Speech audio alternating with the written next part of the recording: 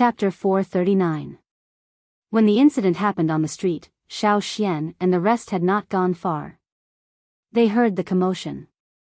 Even though they couldn't see clearly what happened, Black Bear and Mao Da could guess based on their past experience. "I think a mammoth ran past," said Mao Da. He heard the sound of elephants just now, but it stopped after a while. The city guards would not let them rampage around the city and cause destruction. "Thank goodness we left quickly or we would have been affected." Then, Black Bear remembered what Xiao Xian said before they left the shop. His eyes darted towards Xiao Xian, deep in thought. In the past, Mao Da would have gone to watch, but compared to the Gongjia family, the commotion here was not as interesting. Let's go to the Gongjia residence." "Right, where does Gongjia Heng live?" Mao Da was curious. He returned to the royal city late, so he only found out about Gongjia Heng through private conversations with the people who stayed in the royal city. "I've been there before." Black Bear pointed and walked in front to lead the way. Most of the Gongjia family members lived in one place in the royal city, surrounded by a large wall. Although there were others who lived elsewhere, there were fewer of them. However, because there were so many people, there were doors in all four directions of the Gongjia residence's wall. Actually, they did not have to worry about not finding the right door. Because of Gongjia Heng, there were many people outside. No matter how big the Gongjia residence was, they just had to ask around to find out where it was. "What, you're going to watch the sword test too?" asked a passerby who knew Black Bear. Black Bear did not say much. If he said they were going to look for Gongjia Heng, they would definitely be pestered. When they arrived, Xiao Xian saw many people before they even saw the door. Some were here to test the sword while others were here to watch. Sigh, he failed again. The sword is broken, he has no chance at all. He can't even compare to the previous one. But how many failed today? 21, but only one succeeded. I didn't see him, but I heard that he was from the Feng clan of the 6th division. The surrounding people were discussing among themselves. Someone squeezed out from the crowd, looking dejected. He was even being pointed at by the people around him. Obviously, this was the person who had failed the sword test. So many people. Xiao Xian sighed as he looked at the crowd that had filled the door. There aren't that many now. There were more people when Gongjia Heng came back, said Black Bear. Heng, who had been away for 20 years, returned from Gongjia Mountain. The Gongjia family's jaws dropped. Back in the day, Gongjia Heng wasn't a genius. He wasn't even ranked in the Gongjia family. When Gongjia Heng left for Gongjia Mountain, many people didn't think highly of him. Every year, many people had the same idea, but after they left, they never came back. Very few succeeded, and they were all very intelligent people. Gongjia Heng was just an ordinary person. Going to Gongjia Mountain was suicide. Unfortunately, not only did Gongjia Heng come back alive, he even managed to learn the skills left behind by the best craftsmen of Gongjia Mountain. Not just the Gongjia family, even the royal city was in an uproar. Many people came to ask for weapons. The aristocrats loved swords, so many people came to ask for swords. However, Gongjia Heng's status was high enough that he dared to be rude to the aristocrats of the 6th division. There were too many people here and Gongjia Heng was impatient. He came up with this sword test. Only those who passed would be registered and qualified to talk to Gongjia Heng. Otherwise, they would all be blocked outside. The so-called sword test was actually a test where Gongjia Heng prepared some large rocks and placed them outside the door. Then, he placed some weapons on top of the rocks. If anyone could use these weapons to cut through the rocks without damaging the weapons, they would pass. If the weapons were chipped, they would have failed, much less broken weapons. This was actually a test of one's ability. Gongjia Heng had specially selected the quality of the weapons and rocks. If one was strong enough, they would be able to cut through the rocks without damaging the weapons. Even if the rocks were not broken, as long as they met the standards and the weapons were not damaged, they would be included in the list. To most people, these conditions were too harsh and difficult. However, they could understand. Many people even thought that this was how it should be. After all, Gong Jiaheng was a master. How could he just casually make weapons for others? After the test was set up, many people came to try. However, as more and more people failed, fewer people came out to try. They were not afraid of failure. They were afraid of breaking their weapons and not being able to ask Gong Jiaheng for weapons in the future. They might even be ostracized by the Gongjia family's craftsmen. Many of the Gongjia family's craftsmen and apprentices followed Gong Jiaheng's footsteps closely. This was called the idol effect. When Gong Jiaheng said that he would not make weapons for anyone in the future, the craftsmen and apprentices who followed him would do the same. When Xiao Xian and the other three arrived, they happened to see a swordsman who broke his copper knife while chopping a rock. He was disqualified immediately, and Gong Jiaheng would not make weapons for them in the future. That was why the swordsman looked so defeated. In the future, if he wanted to ask the Gongjia family to make weapons, he would have to ask the craftsmen and apprentices who did not follow Gong Jiaheng. Black Bear opened up a path in front like an armored car, forcefully pushing the crowd aside as he walked in. Xiao Xian and the other two followed behind. The people who were pushed aside by Black Bear wanted to scold him, but when they turned around and saw Black Bear, they shut their mouths. No matter what, only those with power had the right to speak. Some of the people standing on the outer layer did not dare to say, Black Bear. When they saw Black Bear pass by, they wanted to take the opportunity to squeeze forward. However, they did not expect that as soon as they moved forward, they were squeezed out. One was fine, but they were squeezed out 3 times in a row. Who else wants to try? Shouted someone in the crowd. Hurry up, I still have to go home for dinner after this. I'm starving, complained someone else. It was as if they were watching a show, but the show never happened. When they saw Black Bear squeeze in, many people's eyes lit up and they perked up. Perhaps this muscular man could put on a good show? Black Bear really wanted to try. He had only been scouting and observing for the past few days. Now that he had brought Xiao Xian here, he wanted to give it a try. Even if he failed, perhaps he could use Xiao Xian's connection to change Gong Jiaheng's mind? It was no wonder he was not confident. In the past, he had only chopped people and vegetables. When had he ever chopped rocks? After making up his mind, Black Bear said to Xiao Xian, "Wait here, I'm going to try." Just as Black Bear was about to go over, a man dressed in a linen gray robe squeezed in from the other side of the crowd. His hair was simply tied behind his head with a cloth strip. His face was expressionless, and he looked quiet and inconspicuous. While Black Bear was talking to Xiao Xian, the man had already squeezed through the crowd towards the rock. Since he had taken the lead, Black Bear could only wait behind. This made the leader of the trade caravan a little unhappy. The man in gray looked at the weapons on the table next to him. There were knives, swords, axes, and so on. He picked up his sword and without much preparation, walked up to the rock and slashed at it. It was the size of a winter melon. There was no technique involved. It was a simple slash, but the moment it slashed down, it gave people a sense of sharpness. Clang! There was a deep mark on the rock, but it did not break. Looking at the man's sword, there was a shallow dent. The onlookers booed. No one knew if they were regretting or gloating. The man in front of the rock did not care about the crowd's reaction. He just held the sword horizontally and brushed his fingers across the sword. He looked at the dent on the sword with deep affection, as if he wanted to imprint it deeply into his heart. Then he looked at the deep mark on the rock. He held the sword with both hands and bowed to the door with a solemn expression. "I've learned something." After he finished speaking, the man in gray put down the sword and turned to leave without any reluctance. His lonely back was like the wandering swordsman in the old stories. The onlookers were astonished by the other party's reaction. "Wait, this warrior, what did you understand after you slashed the stone?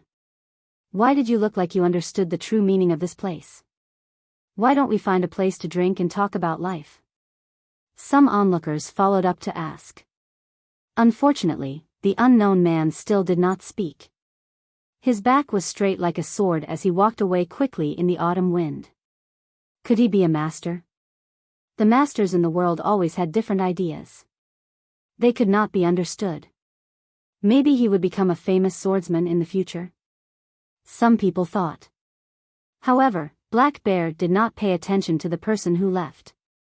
Seeing that another person had failed, he was nervous. What kind of weapon do you think I should choose? Sword? I heard the Gongjia family makes more swords. Maybe that sword will be stronger than other weapons, said Mao. Black Bear looked at Xiao Xian. Use whatever weapon you're used to. When you slash, just treat it as if it's a ferocious beast that's about to kill you. Don't think about anything else, said Xiao Xian. Black Bear nodded. Xiao Xian's thoughts were the same. He should use whatever weapon he was used to. His favorite weapon was still the axe. On the other side, the guards outside the door had changed the rock. Every time, the rock was different but the material was the same. Just as Black Bear was about to go over, Xiao Xian whispered something to him. Black Bear's eyes lit up and he nodded. Under the watchful eyes of the crowd, the bear-like leader of the caravan picked up an axe. He weighed it in his hand and flicked the blade of the axe with his finger. He had a rough understanding of the axe. He did not know much about rocks, but he had used many weapons. He knew this much. Thinking about Xiao Xian's words, Black Bear did not face the rock directly like the others. Instead, he moved slightly to the side and looked at Xiao Xian. Seeing Xiao Xian nod, Black Bear took a deep breath and focused. He emptied his mind and imagined himself leading a group of merchants out on a journey when a ferocious beast suddenly charged at them. In this critical moment, without hesitation, he roared, raised his arm holding the axe and swung it down heavily. As he swung the axe, Black Bear's eyes were filled with cold murderous intent. The crowd shuddered at his murderous aura. Bam! Unlike the previous sword tests, the crisp sound this time was especially clear. The rock split in half and the axe was deeply embedded in the wood below. The crowd was silent for a moment, then exploded. The crowd was even more anxious than Black Bear. Quick, pick it up and see. See if there's a chip on the axe. The coldness in Black Bear's eyes dissipated. He came back to his senses and was now nervous. He pulled the axe out of the wood and looked at the blade. His face lit up with excitement. No, no chip. There's no chip. Huh, boss. You did it.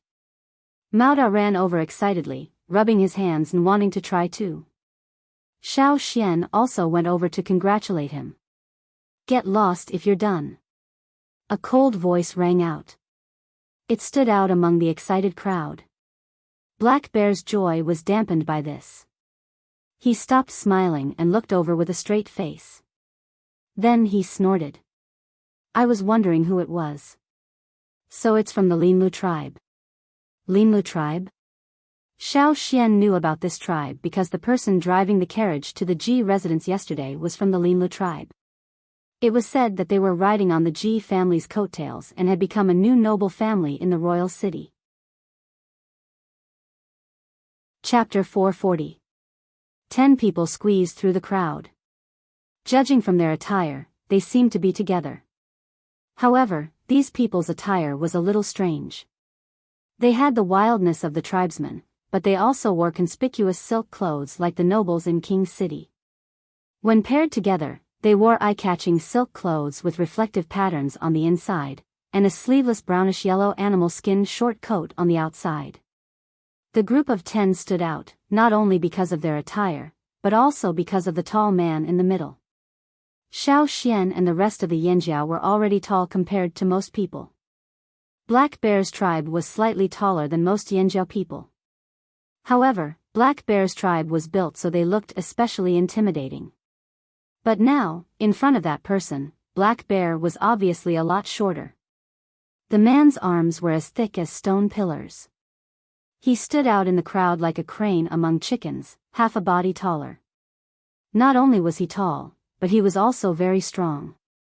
Standing in front of such a person was like standing in front of the thick and solid city walls outside the royal city. Such a big guy, those who were timid would be afraid just by looking at him. Who knew if he would crush or injure the people next to him if he fell? Some people wondered. Some guessed the man's identity. Those who were quick on the uptake had guessed from Black Bear's words. Linlu tribe? Lu family? That big man can't be Lubi, right?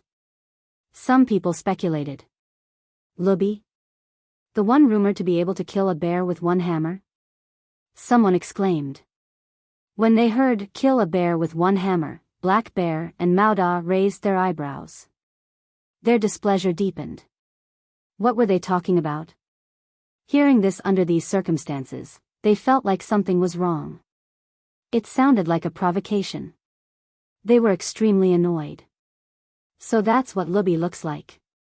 Some people were still discussing, their voices excited and a little regretful. They were excited to finally see him in person, but regretful because he was a little disappointing.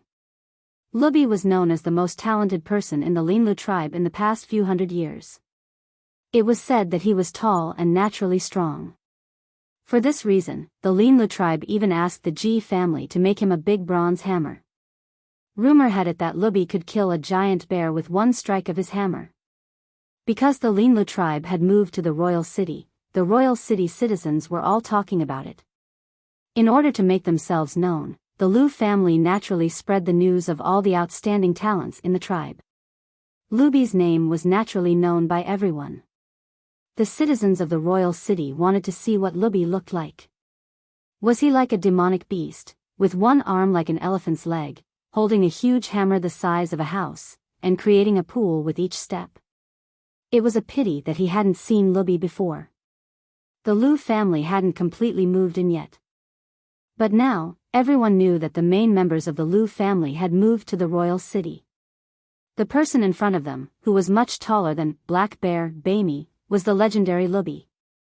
Although it was a little different from what they had imagined, there were still some similarities with the rumors. It was enough for the people of the royal city, who lacked entertainment, to talk about it for a long time. Lubi's long-handled hammer had a jujube-shaped head. There were some dents of varying depths on it, signs of battle. No one knew if they were left behind by humans or beasts.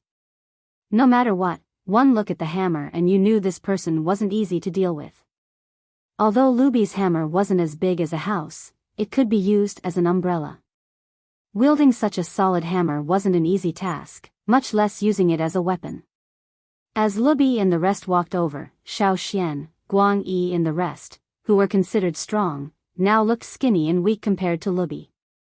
Of course, the onlookers, including the Linlu tribesmen, were even weaker compared to Lubi. They were as thin as firewood. However, the one who spoke wasn't Lubi. Instead, it was a relatively gentle-looking young man who was walking at the front. The young man's gaze was always cold and mocking. Coupled with his words, he seemed a little arrogant. When Black Bear mentioned Linlu tribe, these people were unhappy. The young man walking at the front looked at Black Bear coldly. To them, the word tribe sounded too rustic. Now, everyone was imitating the aristocrats of the 6 tribes. They no longer called themselves tribesmen, but changed their surname to a family and worked hard to become aristocrats. In the royal city, when greeting or introducing themselves, most people would say X or XX. Who would say XX tribe? It wasn't easy for the Linlu tribe to change into what it was today. Now they were being mocked. A merchant is a merchant. You have no aspirations. Vulgar. The young man's cold face was 3 parts mocking and 7 parts arrogant. Black Bear narrowed his eyes. Yes, you have aspirations. I heard the Linlu tribesmen are rushing to the royal city to be slaves. Perfect, the grains in the fields outside the royal city are all ripe. They need people to harvest them. Maybe in a few days you'll have work to do. The pay isn't low either. It'll be enough for you to eat 1 or 2 meals. There were sparks in the air, as if they could explode with just a touch. The voices of the onlookers quieted down, but no one left. Those who left soon came back, bringing their friends and relatives to watch. One was to see Lubi, and the other was to see if a fight would break out. They couldn't miss this opportunity. On one side were the Black Bears and on the other was the Lu family of the Linlu tribe, who had just moved to the royal city. There were only 4 people on one side and 10 on the other. If they really fought, who would win? Some people were already guessing and betting. The people outside even gathered to place their bets. What, are you here to test your swords too? Do you have the guts? Do you have the ability? Black Bear asked. The young man at the front raised his chin. That's right. He took a step towards the sword-testing rock and looked at the crowd. Looming of the Lu family, I'm here to test my swords. Someone next to Looming walked out.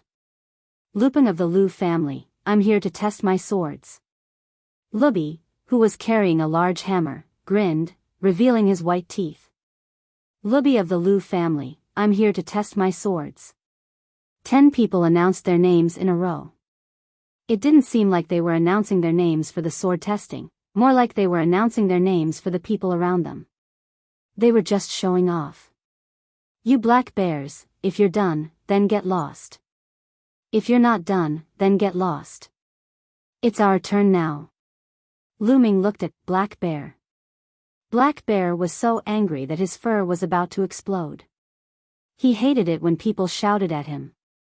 If it was any other place, he would have pulled out his saber and slashed at him, just like yesterday on the dirt road outside the city. However, this was the Gongjia family's doorstep. He had just tested his swords and had the right to ask Gongjia Heng to make him a weapon. What if Gongjia Heng got angry and rejected him? Was he going to waste such a great opportunity for a few henchmen? Black Bear did not want to. Besides, Black Bear had brought Xiao Xian and the rest here. He did not want to drag Xiao Xian into this. He still needed to rely on Xiao Xian to go to Jeju tomorrow.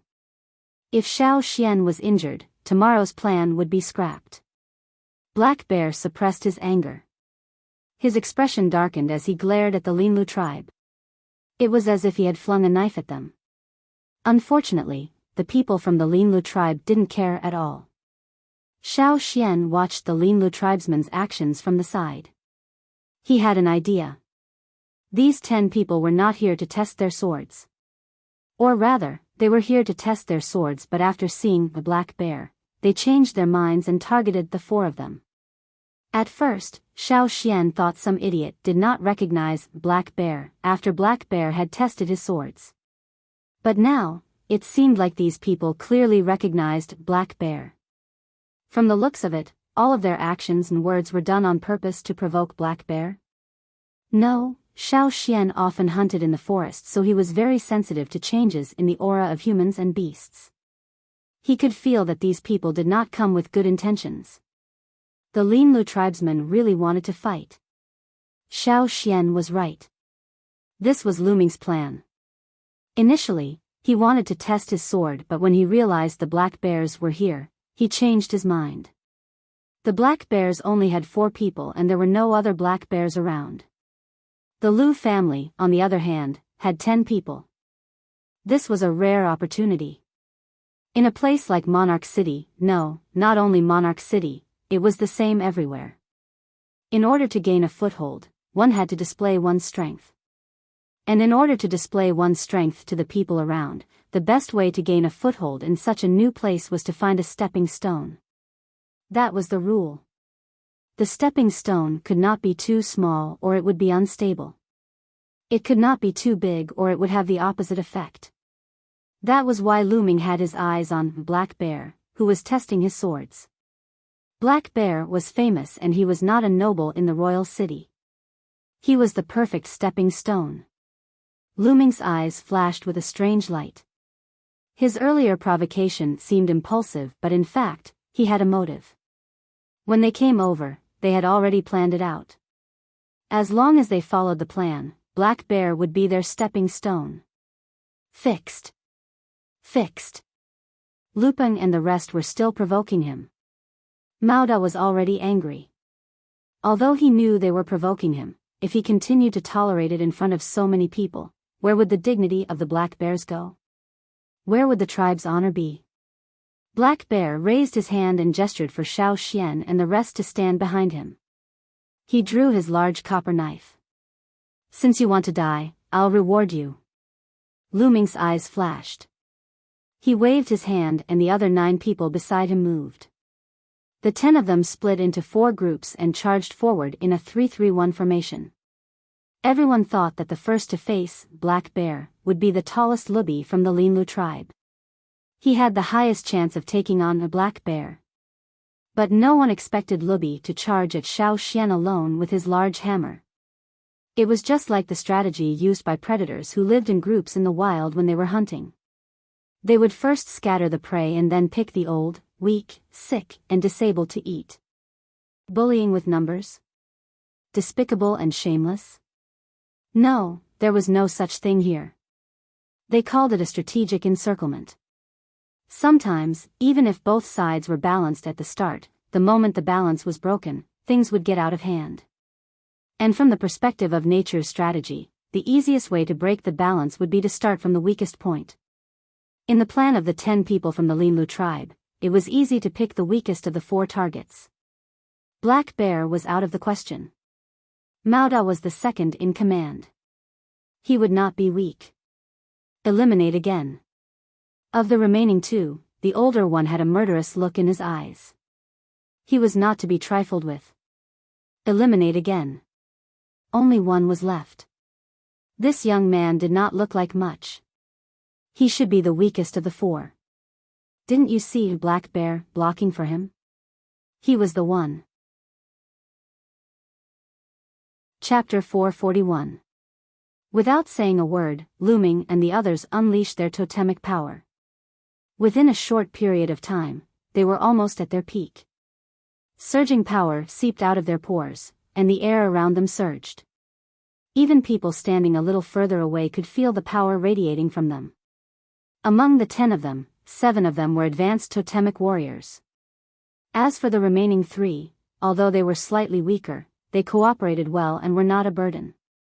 Instead, they were able to contribute their own strength, waiting for the right moment to deliver a fatal blow. Black Bear, Mao Da and Guang Yi had 2 advanced totemic warriors and 1 intermediate totemic warrior in front of them. They worked well together too. They would not believe that their opponents were not prepared. Guang Yi wanted to block for Xiao Xian, but he was surrounded by 3 people. He was furious.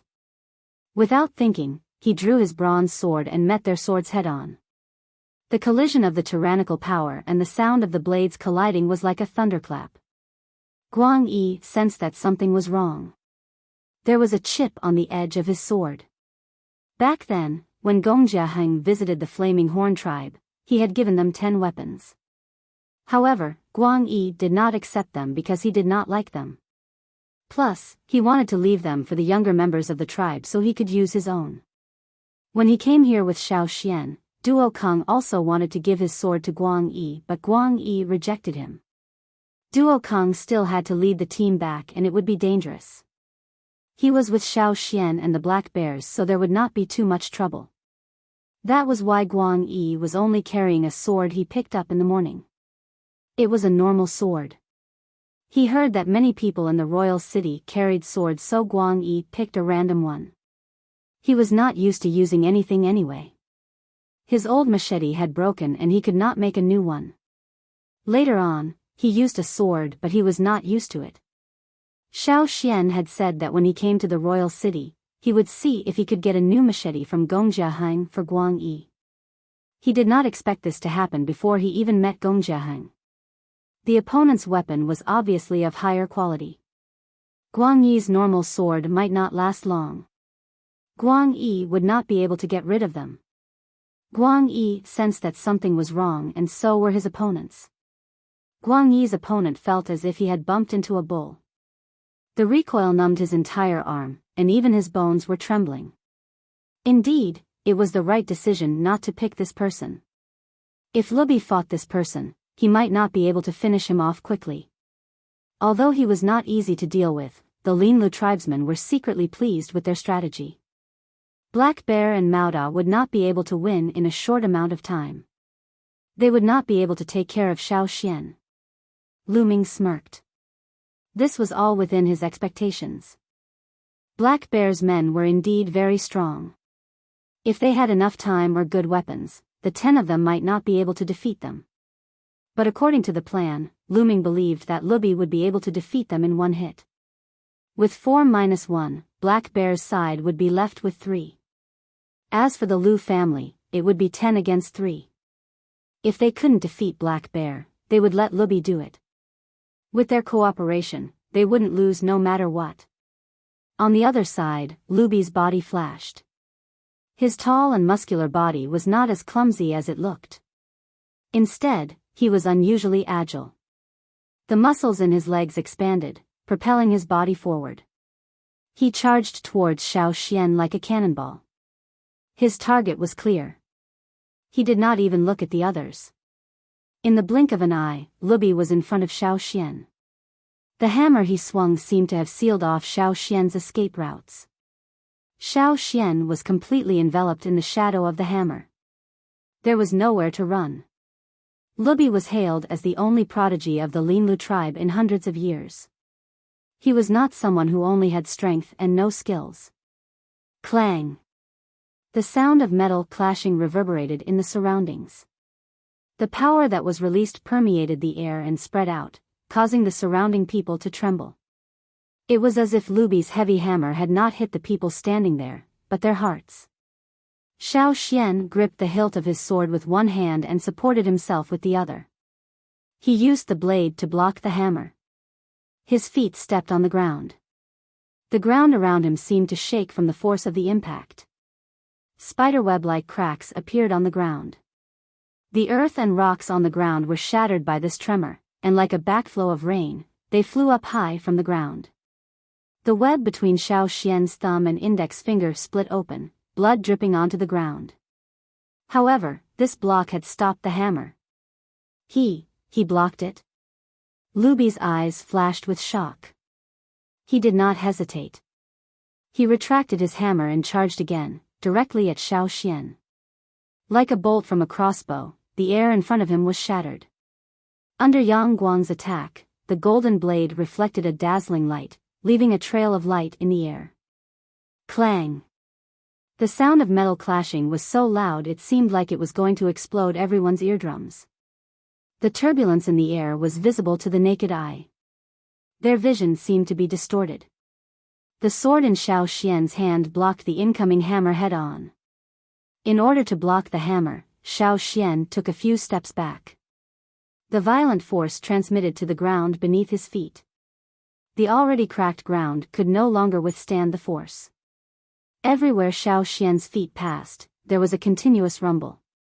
Pieces of the ground collapsed. The depressions connected to each other, forming a long pit. The earth, rocks, and debris were sent flying high into the air, scattering in all directions. The area between the thumb and forefinger of his hands that were already injured was torn apart by this attack. The original wound widened, and new wounds appeared around it. With so many wounds extending all the way to his wrist, the bright red blood was especially conspicuous on the golden blade. Large droplets of blood dripped down to the ground. He blocked it again. The surrounding people's mouths were wide open. They looked like they were about to swallow an eagle's egg. This time, Lubi was no longer shocked. He was terrified. Never in his wildest dreams would he have imagined that the weakest of the 4, who had been carefully selected, would actually be so powerful. Compared to himself, the young man looked much weaker. How could he block his attacks twice? Lubi looked at the young man who was only a short distance away from him. He saw the totemic patterns on his body that looked like burning flames. He was definitely not from the Black Bears. Who was he? Lubi saw the other party smiling at him. That smile seemed to contain endless murderous intent. Seeing this smile, Lubi felt the hairs on his back stand up. A chill ran down his spine and rushed to his head. Before Lubi could react, a strong force came from the hammer handle. He couldn't help but increase the force of his stomp on the ground. The force from the hammer handle was still increasing. He had no time to prepare. Steady. He had to steady. He couldn't stand. The rocks and soil on the ground creaked and rolled backward. He was retreating. He couldn't stand properly. He was being forced back. Luby's eyebrows twitched, his eyes filled with disbelief. His grip on the hammer handle was getting more and more sore. However, this power was still rising rapidly. Xiao Xian's totemic power was surging wildly. Ever since the trip to Gongjia Mountain, he had realized that his totemic power was surging. Increase, increase. Power. Even more power. The power in his muscles, meridians, bones, and even flowing blood was stimulated to a greater extent in order to explode with their fiercest attacks. Xiao Xian's eyes grew brighter and brighter. Luby didn't dare look him in the eye. Luby's muscles were trembling. He wanted to block, but he couldn't. Instead, he retreated even faster. His feet, which were rooted to the ground, could only grind against the ground. The ground cracked, and the broken pieces of soil and stones were sent flying by Luby's heels. A trench was plowed into the ground, and the trench was still expanding at an accelerated rate. Luby could only feel a burning pain on his feet. It was the result of grinding on the ground. Luby had the illusion that he wasn't facing a person, but an awakening beast. This beast was roaring as if it was trying to break the seal, and he was facing the beast's roar head-on.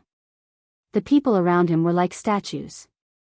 Other than the people who were blocking Luby's path of retreat, the rest of the spectators stood in the same position, their eyes almost popping out of their sockets. When the energy in his body reached its peak, Xiao Xian's arms shook violently.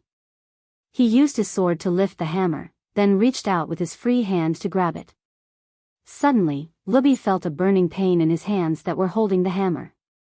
His shoulder joints made cracking sounds and his hands were empty. He didn't even have time to react before the hammer was snatched away by the other party. Luby wanted to snatch it back, but there was a flash of golden light. It was so sharp that his neck was about to be severed. He had no choice but to retreat. Xiao Xian sheathed his sword and weighed the hammer in his hand. Since it was made for Luby, the handle was thicker so Luby could hold it. However, Xiao Xian couldn't wrap his hand around it, but he could still hold it in his hand. Xiao Xian looked at Luby, who was gasping for air, his face full of shock. Then, without hesitation, he charged forward with his hammer. The battle here also attracted quite a number of people over. How could they not be here for something so interesting? Who's fighting who? Someone who didn't know what was going on asked. One side is from the Lu family, the other side. Who's the other side? That kid's totem doesn't look like he's from the Black Bears. You mean the Lu family? The Lu family from the Linlu tribe that just came to the royal city? Someone who was interested in the Lu family asked. The Lu family from the Linlu tribe? Rumor has it that Luby wields a huge hammer. Could the one with the hammer be the legendary Luby from the Lu family? The person who explained choked. No, Luby, he's the one being chased by the hammer. Chapter 442. That's Luby? The royal city citizens who had run over to watch the show were shocked. The guards at the entrance of the Gongjia family were shocked too. The Linlu tribesmen who were fighting Black Bear and the rest were so shocked their legs turned to jelly. Lu Ming had felt that something was amiss earlier. When he and the other two were blocking Black Bear, they had focused all their attention on Black Bear. They didn't dare to be careless when facing Black Bear, so he couldn't see what was happening on Luby's side. However, he believed that things would go according to his plan. However, when they first clashed, the sound was different from what he expected. Confusion flashed across his eyes, but he did not think much of it. What happened next stunned them. If it wasn't for Luby, they might not have chosen Black Bear. They had always believed that Luby would be able to stop Black Bear after taking care of the weakest one. However, who would have thought that the first target they chose for Luby would ruin all their plans? What happened to the hammer? How did this happen? If they could not even take care of the first person, who would stop Black Bear? While he was thinking, Lu Ming was careless and was almost cut in half by Black Bear's heavy sword. He hurriedly raised his sword to block the attack. The force from the sword almost broke his arms. It was indeed a terrifying force. Black Bear was also strong. His sword slashed down, putting them under a lot of pressure. They could not stop him. Although he dodged the sword, Lu Ming could not avoid a kick to his chest. He flew backwards, spitting out blood. When he landed, his legs were weak and he fell to the ground. On the other side, there was another loud bang. Rocks and dirt fell to the ground like raindrops. Xiao Xian held the long bronze hammer, watching Lubi roll away like a gourd. Lubi, who had finally stopped, ignored the pain in his body. His eyes were still filled with shock as he stared at the young man standing there. This was the first target of the Linlu tribe's plan. He never thought that his hammer would be taken away by someone else. And this person seemed to be doing it more easily than him. The muscles on Lubi's face were trembling. His face was cut by the flying stones. Blood and dirt flowed out of the wounds, making him look extremely miserable. The others wanted to help Lubi, but they were stopped by Black Bear and the other two. Seeing that Lu Ming was sent flying, the other Linlu tribesmen immediately retreated and gathered with the injured Lu Ming and Lubi. Just now, they had seen the Lu clan's people in the vicinity. They should have gone to call for reinforcements by now. This made them feel embarrassed, but at the same time, they were relieved. With reinforcements coming, Black Bear wouldn't be able to do anything to them. Guang Yi took the chipped sword and stood beside Xiao Xian. Xiao Xian's performance just now made Guang Yi very happy and proud. He thought to himself, as expected of an elder. I should let these people know the consequences of offending the Yanjiao tribe. Do they think the Yanjiao people are easy to bully? Seeing that Xiao Xian was fine, Black Bear turned to look at the Linlu tribesman with a strange expression and smacked his lips. Black Bear knew what the Linlu tribesmen were up to. His rugged face sneered as he looked at Lu Ming and the others. How blind are you guys to pick on that kid? Idiots. However, Xiao Xian did help Black Bear. If it wasn't Xiao Xian, but someone else, the outcome would have been different. At the thought of the Linlu tribesmen's actions, Black Bear's anger rose again.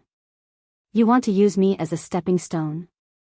No matter how many people there were in the Linlu tribe, beating up the leader of the Black Bear caravan was equivalent to slapping the caravan's face. If Black Bear was beaten up in front of so many people today, the people of King's City would laugh at the Black Bear caravan. Even if the caravan fought back in the future, what happened couldn't be denied. It would be a stain in the caravan's history that couldn't be erased. Plus, there was no fairness. Luckily, these people were blind to pick on Xiao Xian of all people. Thinking of the time when he saw Xiao Xian block the big bronze cauldron with one palm in Amba City, and then looking at the person standing there with a bronze hammer, Black Bear's evaluation of Xiao Xian changed again. This was indeed the style of the Yanjiao tribes. Black Bear glanced at the Linlu tribesman coldly. He took a step forward, his exposed arms and face covered in dark brown totemic tattoos. When the tattoos appeared, the thick beard that covered half of his face became as straight as copper needles. His beardless face also grew dark brown hair. His pupils dilated, flashing with a cold and violent light. His muscles swelled like they were inflated with air, making him look twice his size. Black Bear let out a long roar, like the roar of a giant bear in the forest. Many people covered their ears. The roar spread far and wide like a wave. The city guards patrolling the area heard the roar and quickly ran towards it. When they arrived, they realized that it was a gang fight. They thought that a giant beast was rebelling in the city. Usually, the city guards wouldn't care about conflicts between people or tribes as long as they didn't go overboard. What they meant by "don't go overboard" was that it didn't affect the interests of the 6 noble families. As for the lives of others, that was up to them. If it was some unimportant people, they wouldn't care. Once the fight was over, compensation would be paid. The damage in the royal city would also be repaired. That was why when they saw that it wasn't a giant beast causing trouble but a fight, the city guards stopped in their tracks. Let's go. It's Black Bear and the Lu family. It's none of our business. The city guard took one look and turned to leave. Hey, don't go yet.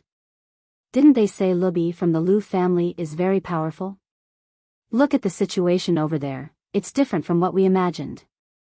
The Lu family must be bragging. There are many powerful people in the royal city. Even if they're powerful in the Lu family, they might not be ranked in the royal city. They must have just arrived in the royal city and wanted to test their skills on Black Bear. Too bad Black Bear isn't easy to deal with. There'll be trouble later. Let's not get involved. Let them fight. An older city guard said disapprovingly, plus, that's the Gongjia family's territory. They have their own guard so we don't have to do anything. Let's go patrol somewhere else. The crazy mammoth we killed today tasted pretty good. I wonder what the next crazy giant beast will be. The others agreed. The people of the royal city loved to watch a show, but these city guards were used to it. They weren't that curious.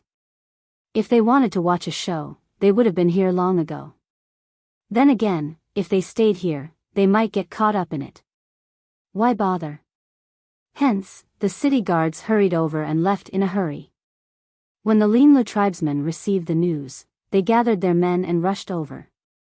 On the other side, the Black Bears who heard Black Bear's roar immediately ran out the door, rushing towards the source of the sound.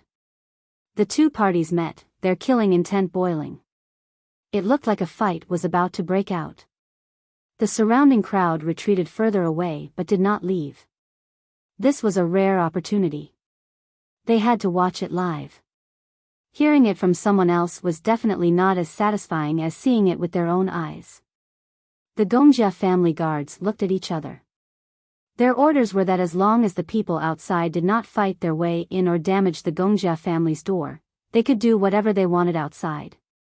If there were too many people here to test their swords, there would be fights and they would have to compensate them. But now, the situation was getting worse. Although they were still some distance away from the door, it happened here. They had to go in and report it and ask for the master's opinion. Inside the Gongjia family's courtyard, there was an open-air round table made of bronze. A well-dressed young man sat at the table. Although he did not speak, he had an aura of calmness that could not be ignored. When a guard ran over, he slowed down when he saw the young man. He bowed slightly and planned to continue walking. The young man looked up with a frown. Although there was no anger in his eyes, the guard could clearly sense that the young man was angry. His heart tightened. "What is it?" asked the young man. The guard thought for a moment. "It's something outside. The Black Bears who came to test their swords are fighting with the Lu family. There are more and more people here now. I'm afraid something might happen." The young man's frown deepened. He was clearly unhappy about this.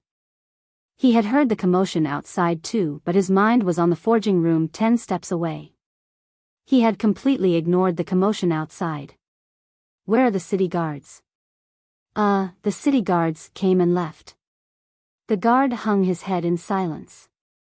The young man was even more displeased, but this was how the city guards work these days. He said, "Let them fight outside the city. There are too many of them." The guard hung his head even lower. His first purpose here was to report what was happening outside. His second purpose was to ask for help from the other guards in the Gongjia family. Then, the young man was about to say something when he heard the commotion from the forging room. He stopped talking and hurried over. "Master Heng, how was it?" Heng walked out of the forging room, looking exhausted. He wiped the sweat off his face and shook his head helplessly. The young man's expectant gaze dimmed, returning to calmness. His gaze was determined. "If that's the case, I'll continue to search until I succeed. If I still can't find it, then I'll have to." Heng sighed. "Why do you have to do this? You're willing to sacrifice yourself for a sword?" He walked to the round table, picked up the pot of warm water and poured it into his mouth. After drinking half the pot, he turned to the guard. What happened now?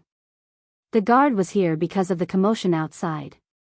These days, Hang had received several reports of fighting outside. However, he had spent most of his time in the forging room. The isolation was too good, so he did not know what was going on outside. The guard repeated what he had just said. Tell them to get lost, said Hang mercilessly.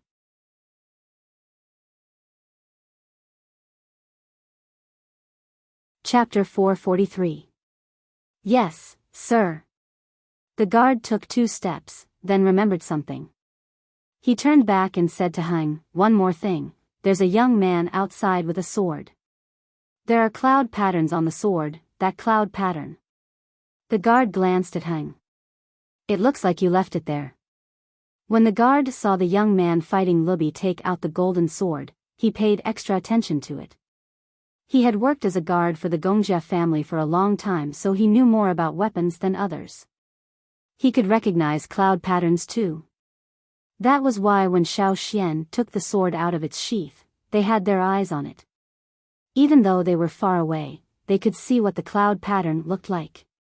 Nonsense. When did I forge a sword with cloud patterns? After returning to the royal city, other than the first few days of interaction with the Wuxia family elders, Heng spent most of his time in isolation. He was locked up in the forging room, researching. When did he forge a sword for anyone? Even if he did not give it away. He kept it in the forging room. How could it be in the hands of an outsider?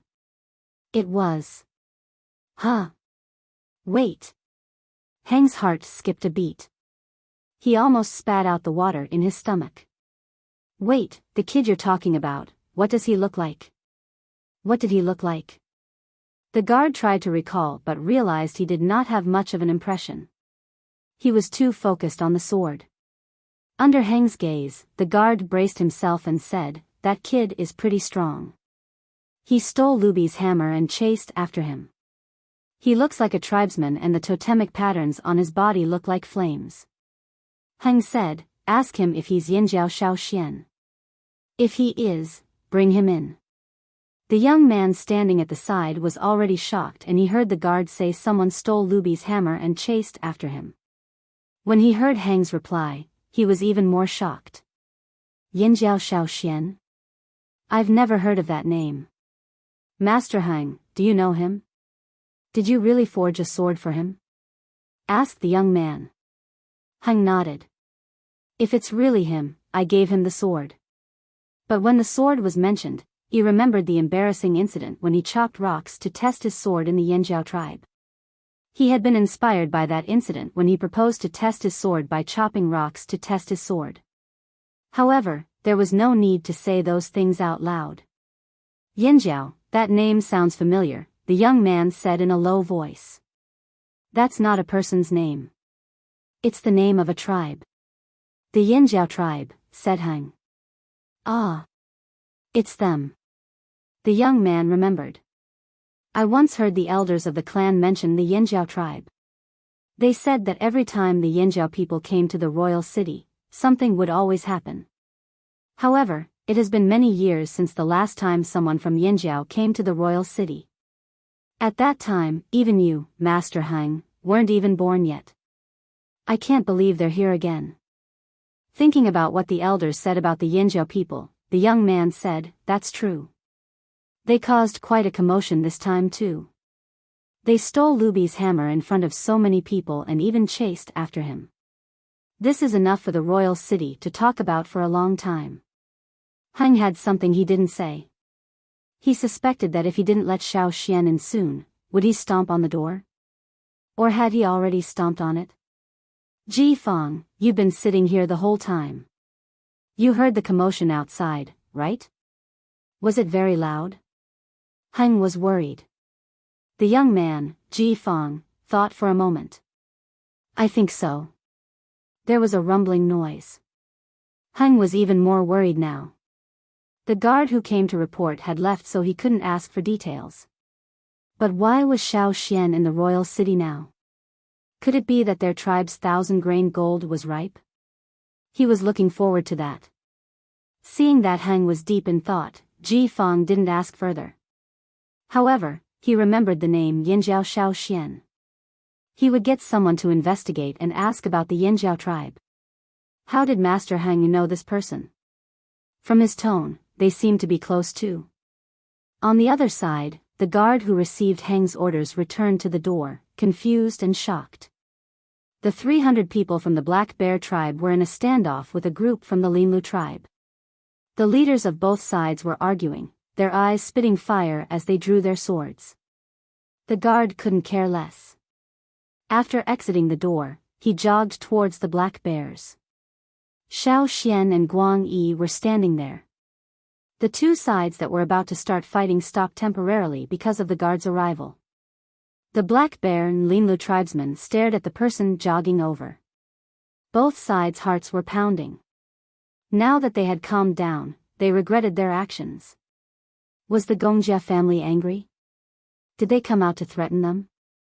They had miscalculated, they had been too impulsive. They shouldn't have started a fight at the Gongjia family's doorstep. The surroundings fell silent. The onlookers kept their mouths shut, quieting down so they could hear what was going on. With a few hundred pairs of eyes and 3 layers of onlookers watching, the average-sized guard ran towards the Black Bears. The people around Black Bear quickly made way for the guard to speak to their boss. However, the guard didn't look at Black Bear. Instead, he walked towards Xiao Xian. "Young man, are you Xiao Xian from Yinjiao?" asked the guard.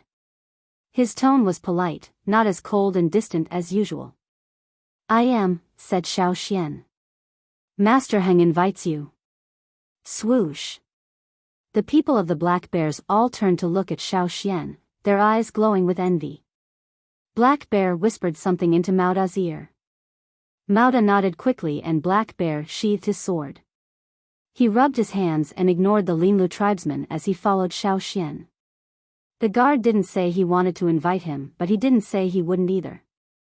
They had to be thick-skinned at times like this.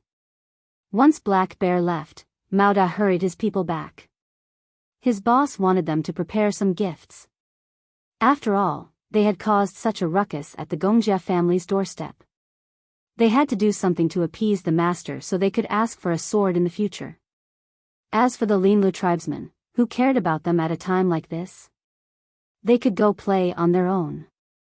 Let's deal with Gongjia Heng first. The Black Bears ignored the Linlu tribesmen and left. Whoa, the surrounding crowd burst into an uproar. They had all heard the guard's words just now and were discussing among themselves. Xiao Xian didn't listen to their discussion. After entering the Gongjia residence, the noise outside was much quieter. As for the hammer, he gave it to the Gongjia guards. It was inconvenient to carry such a huge hammer around. After so many days, Xiao Xian realized that Gongjia Heng had changed. He now had the aura of a master. "Hey, it's you." Heng got up to greet him. "Master Heng, I'm sorry to disturb you." Xiao Xian smiled. "Huh, you're too kind." Heng was very happy to see Xiao Xian again. "I heard you beat up Lubi from the Lu family. Even if they came knocking on my door, I can't let them beat me up." Xiao Xian shrugged. "Do you have a place to stay in the royal city? If you don't, you can stay at my place. I have plenty of space," said Heng. Heng was worried that Xiao Xian would cause trouble and the other powers in the royal city would seek revenge. Staying at the Gongjia residence would definitely be safer. Xiao Xian understood, but he still declined. Black Bear saw that Heng and Xiao Xian were chatting happily, so he didn't interrupt. He only spoke when Xiao Xian mentioned him. "Black Bear Baimi greets Master Heng." After all, they were here with Xiao Xian, so Heng didn't show any displeasure. Plus, it wasn't their fault. Heng then introduced Ji Fang to Xiao Xian. The second son of the king, Ji Fang. To tribesmen, the king's son was the same as the chief's son next door. That was why Xiao Xian followed the other tribesmen's train of thought without any fear.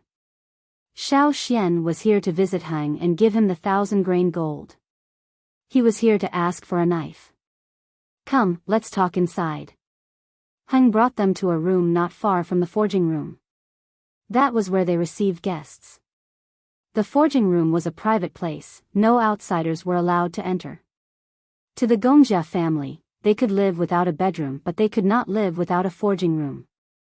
The forging room held too many secrets and was too important. Of course, they could not just bring anyone in. Even Wang Er's son, Ji Fang, could only wait outside when he came to ask for a sword. Xiao Xian drew a picture of Guang Yi's knife on a white cloth. Heng knew that Xiao Xian would be staying in Royal City for a while, so there was no rush. He would make the knife for Guang Yi when he had time. All right, I understand. Don't worry, you'll be satisfied with the result. If you're not satisfied, I'll make more changes. Right, how's your sword? Do you need it fixed? Asked Heng. I do. Xiao Xian took out his sword. The blade was bent at an angle after he blocked two of Lubi's hammers. Leave it here too. I'll fix it for you. Heng wanted to invite Xiao Xian over for a drink tomorrow. After he became a blacksmith, he received many gifts of alcohol. I can't tomorrow. I promised someone I'll be there, said Xiao Xian. Who did you promise? Someone more important than me? Heng said jokingly. He was not serious, but there was pride in his tone. He had the right to be. I'll be visiting Ji Ju tomorrow. Heng said. Go ahead. In terms of seniority, he could not compare to Ji Ju. Although the Gongxia family had always been proud, they still acknowledged Ji Ju's reputation. After eating golden grains for 20 years, Heng was familiar with Ji Ju. Even Ji Fang, who was about to leave, sat back down and continued to listen. Xiao Xian did not say much.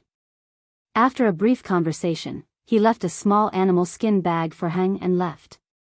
After Xiao Xian left, Ji Fang looked at the animal skin bag in Heng's hand and raised his hand to snatch it. He had a feeling this had something to do with what Ji Ju had been hiding. Unfortunately, Heng hid his hand behind his back. You want to see? No way. Xiao Xian gave him a look before he left. It was best not to tell anyone.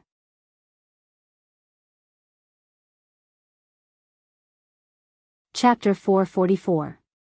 Xiao Xian and Guang Yi's swords were with Heng. Heng would fix Xiao Xian's sword. However, Heng looked at the sword with disdain. Perhaps it was due to his experience and understanding of advanced techniques that he no longer liked the original sword. He would probably make bigger changes. As for Guang Yi's sword, it was a useless sword. Heng did not even look at it. When they came out, Xiao Xian and Guang Yi had brought two temporary swords from Heng. They were not very good but much better than Guang Yi's previous swords. Black Bear wanted to leave his sword there for Heng to fix, but today was not the right day. He would wait, there was no rush. Since he was able to come in and Xiao Xian had mentioned the sword test, Heng knew that the next time he came would be a good time. It would be best if he could get an axe. When they came out, the hole at the entrance was being filled up. There were Black Bears and Linlu tribesmen. They split into two groups to fill up the hole, not interfering with each other. As the saying goes, the first spurt of energy, the second spurt of energy, the second spurt of energy, and the third spurt of exhaustion. They didn't fight when they were most impulsive, but now that they had calmed down, they each had their own thoughts and no longer had any thoughts of standing up. Of course, that was only because they didn't fight here and now.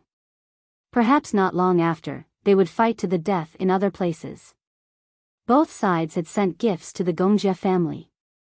The Linlu tribe wanted to send gifts tomorrow, but when they saw Mauda rushing back with so many gifts, they did not want to be left behind.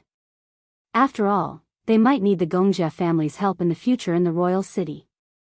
This was especially true for Master Heng, who had just emerged this year. Even if they were not on good terms with him, they could not afford to offend him. However, Black Bear was not so worried. When he saw how familiar Heng was with Xiao Xian, he was relieved. At the same time, he was glad. They had helped the Yinjiao people because of Amba City. They did not expect to encounter something like this in the royal city. Who would have thought that the Yinjiao tribe, which had not set foot in the royal city for decades, would actually know Jiju and Henghengda? Even if the other people in the royal city forgot about the Yinjiao tribe, after today, there would be more people who would remember the tribe that had caused several sensations in the royal city. The ability of the people of the royal city to gossip should not be underestimated. After visiting Gongjiahang, Xiao Xian prepared a change of clothes. He also sold 2 bags of the grains he got from Jiju to the black bears. He still had some gold leaves with him. The next morning, Xiao Xian, Guang Yi, and Black Bear went to golden grain fields again. Last time, it was mentioned that Xiao Xian should stay at the fields for a while so he would not attract attention if he ran around every day. This time, Xiao Xian brought his equipment and prepared to stay at the fields for 3 to 5 days. He wanted to see how Jiju's fields worked, learn more about the crops and the customs here. Black Bear was here to make himself known. At the same time, he wanted to borrow Xiao Xian's reputation to get some newly harvested grains from the steward. He could not stay at the fields for too long. Jiju did not invite him and he knew that. That was why after he followed Xiao Xian to the fields and made a deal with the steward, Black Bear left happily. Jiju did not usually manage the trade. If he had to do everything himself, why would he need so many stewards? That was why he was only in charge of the farming and left the trading to the stewards. Outsiders wanted to get their hands on golden grain? Sure, go find the steward, flatter him and bribe him. That was why the steward of the golden grain fields had such a high status. In the field, the harvest in autumn was the most abundant. Although there were crops harvested in other seasons, they were relatively less. At this time, the field had already harvested a batch of millets. The immature ones had matured one after another. During this time, the slaves in the field were very busy. They had to harvest, plant, and prepare the crops in the field for winter. Every tribulation of the 1,000-grain gold is very important. Once it passes the first tribulation, it will reach the peak of growth. Don't look at how small they are now. After the second tribulation, they will grow faster. By the third tribulation, they will have ears. Too bad you won't be able to see it, Jiju said regretfully. He wanted to show off but Xiao Xian and the rest had to go back before winter. That was the tribe's custom. When the 1,000-grain gold ripened, the Yinjiao tribe would have just finished their ceremony. Xiao Xian would not be able to make it. As Jiju spoke, he stared at the slaves who were in charge of the 1,000-grain gold.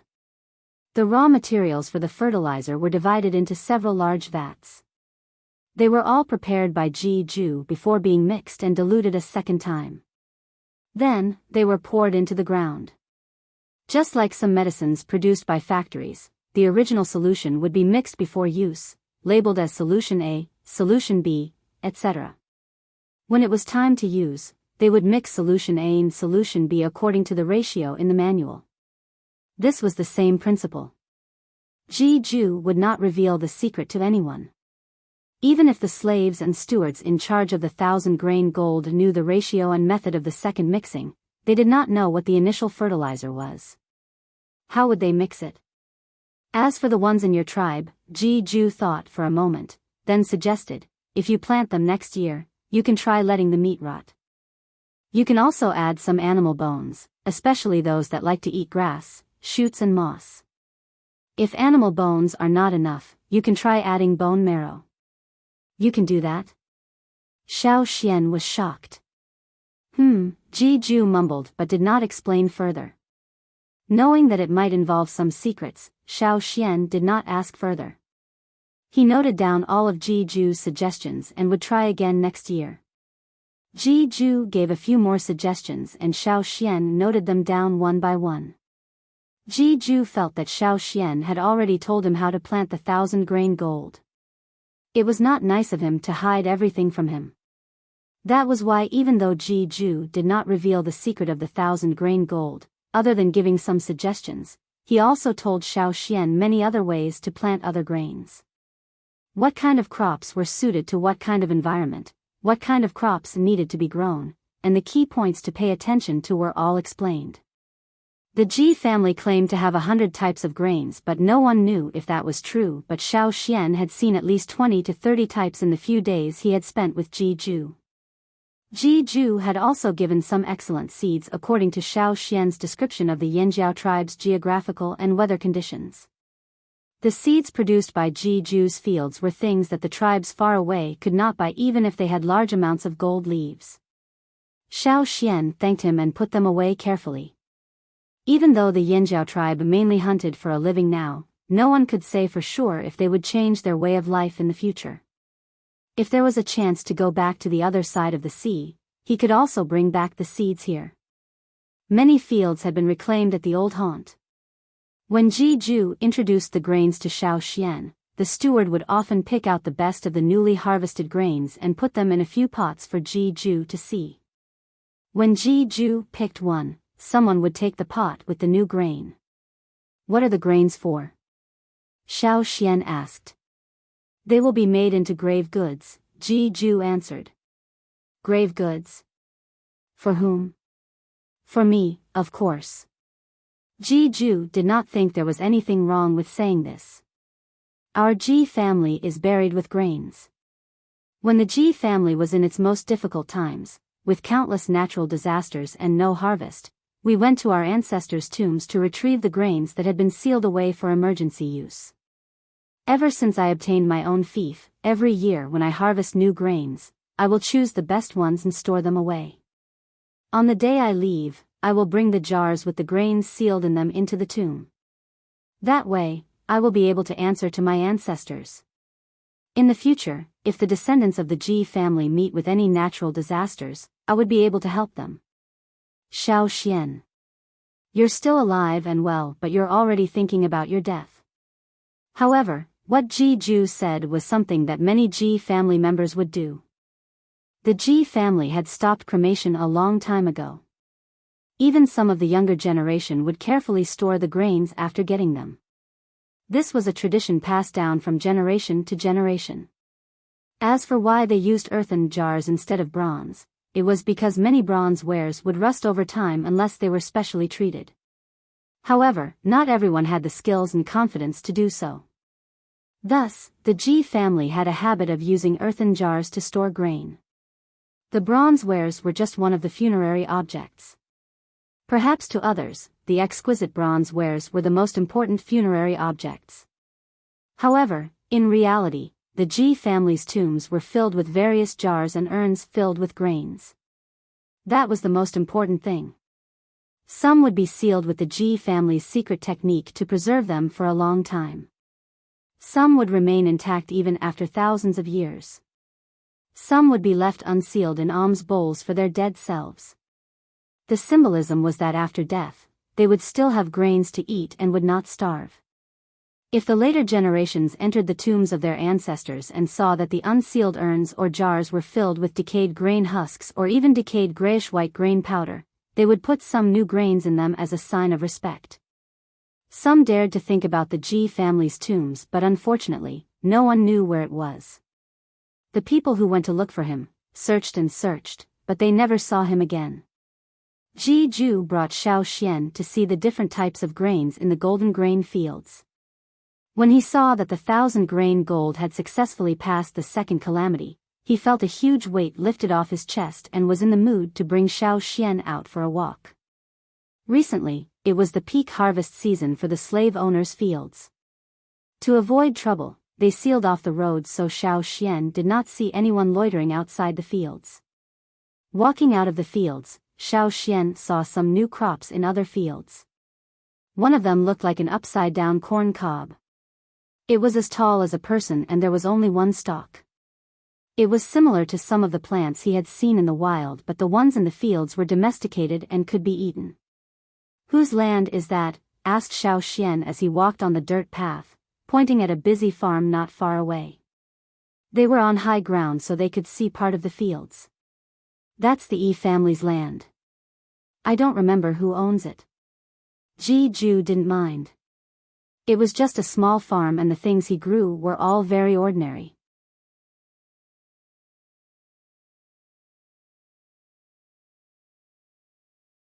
Chapter 445. The farmstead in front was not far from Ji-Ju's golden grain farmstead. The fences around the farmstead were not tall, only about the height of a person.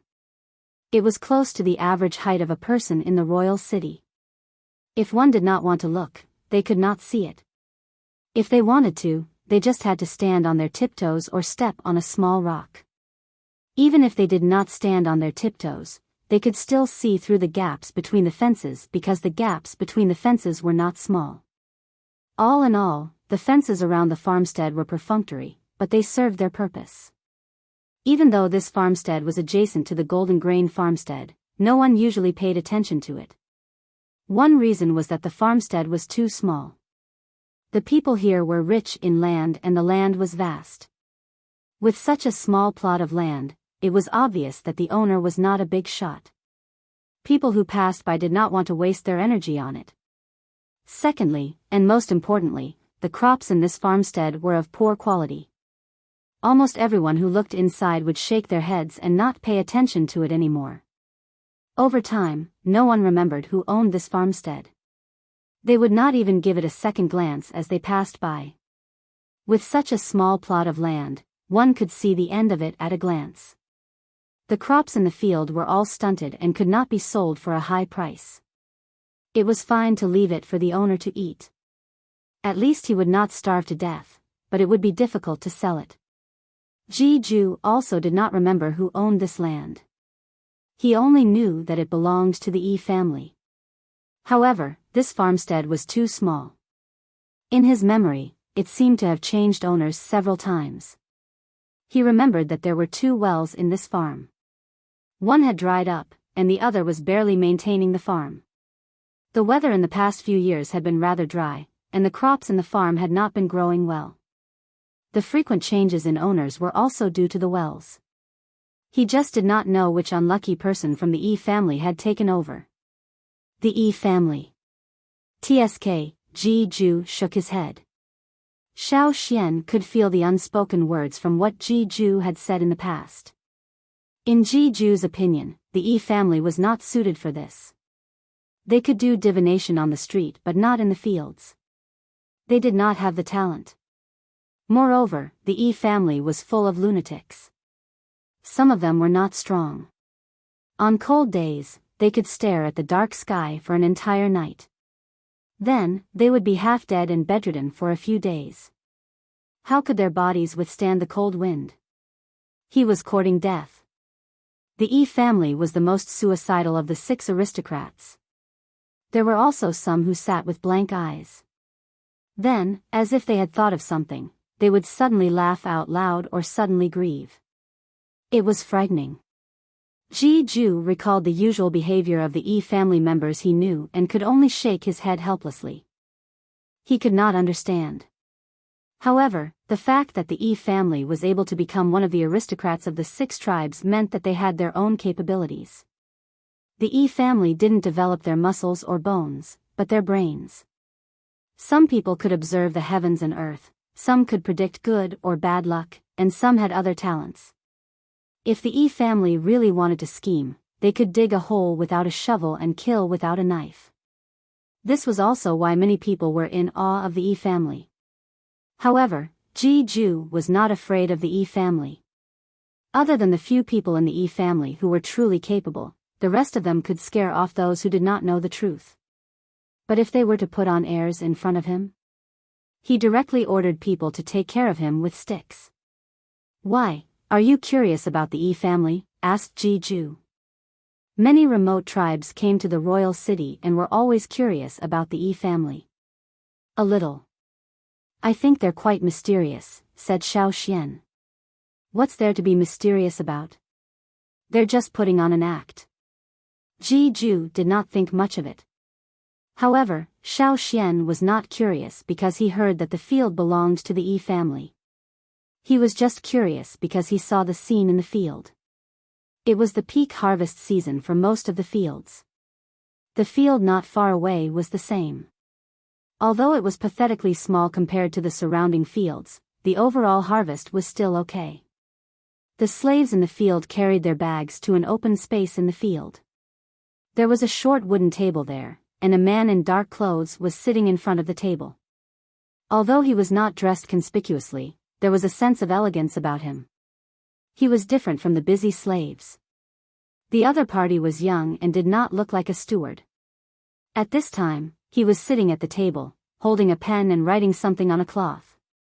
The slaves carried their bags and reported to him, then left for the warehouse. He was probably counting. This was nothing. Xiao Xian was curious about the movements of his other hand. He saw that on his other hand, 4 fingers were slightly bent and the tip of his thumb was moving back and forth between the knuckles of the other 4 fingers. Come, let's go take a look. You can't even farm like this. Ji Ju walked over. He had also seen the crops planted in the field. By his standards, it was simply too horrible to look at. He had only gone over to say a few words, but he felt uneasy. The person sitting in his field was counting the harvest and sighing. When he heard the report, he quickly put down his pen and walked over to greet him. I am from the Yi family, EC. Why are you here? EC bowed respectfully and looked at Ji Ju in surprise. Why, can't I come? No, you're welcome. EC asked someone to bring a chair over for Ji Ju. No need, I'll leave after a while. Ji Ju waved his hand. When he saw the crops in the field, his anger flared again. What kind of land is this? I can't stand it. EC thought, what kind of land is this if you can stand it? But he still listened humbly. The moment Ji Ju opened his mouth, he went on and on about which plots of land were too densely planted, which plots of land were too sparsely planted, which plots of land were severely lacking in water, and that soil, was that even soil? It was as hard as a rock. EC listened silently with his head lowered. When Ji Ju finished, EC smiled helplessly. There are indeed many shortcomings. But he didn't plant this land. His father was the one looking after it. He was only here to help count. This piece of land was not good, not only because of the well, but also because of the soil quality. They didn't know what had been planted in the past, but it had changed the soil quality.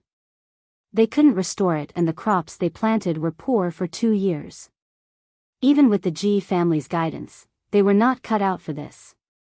The harvest could barely sustain them. Poor. Ji Ju was angry at this person's lack of improvement. But since he wasn't from the Ji family, he didn't want to say more. Fortunately, he wasn't from the Ji family. If he was, he would probably die from anger. Ji Ju snorted and stopped talking. He motioned for EC to continue with his work while he walked towards the well nearby to check on the situation. Xiao Xian followed him to take a look. The situation was not good. The water level has dropped again. Ji Ju was troubled. From the looks of it, it would get drier year after year.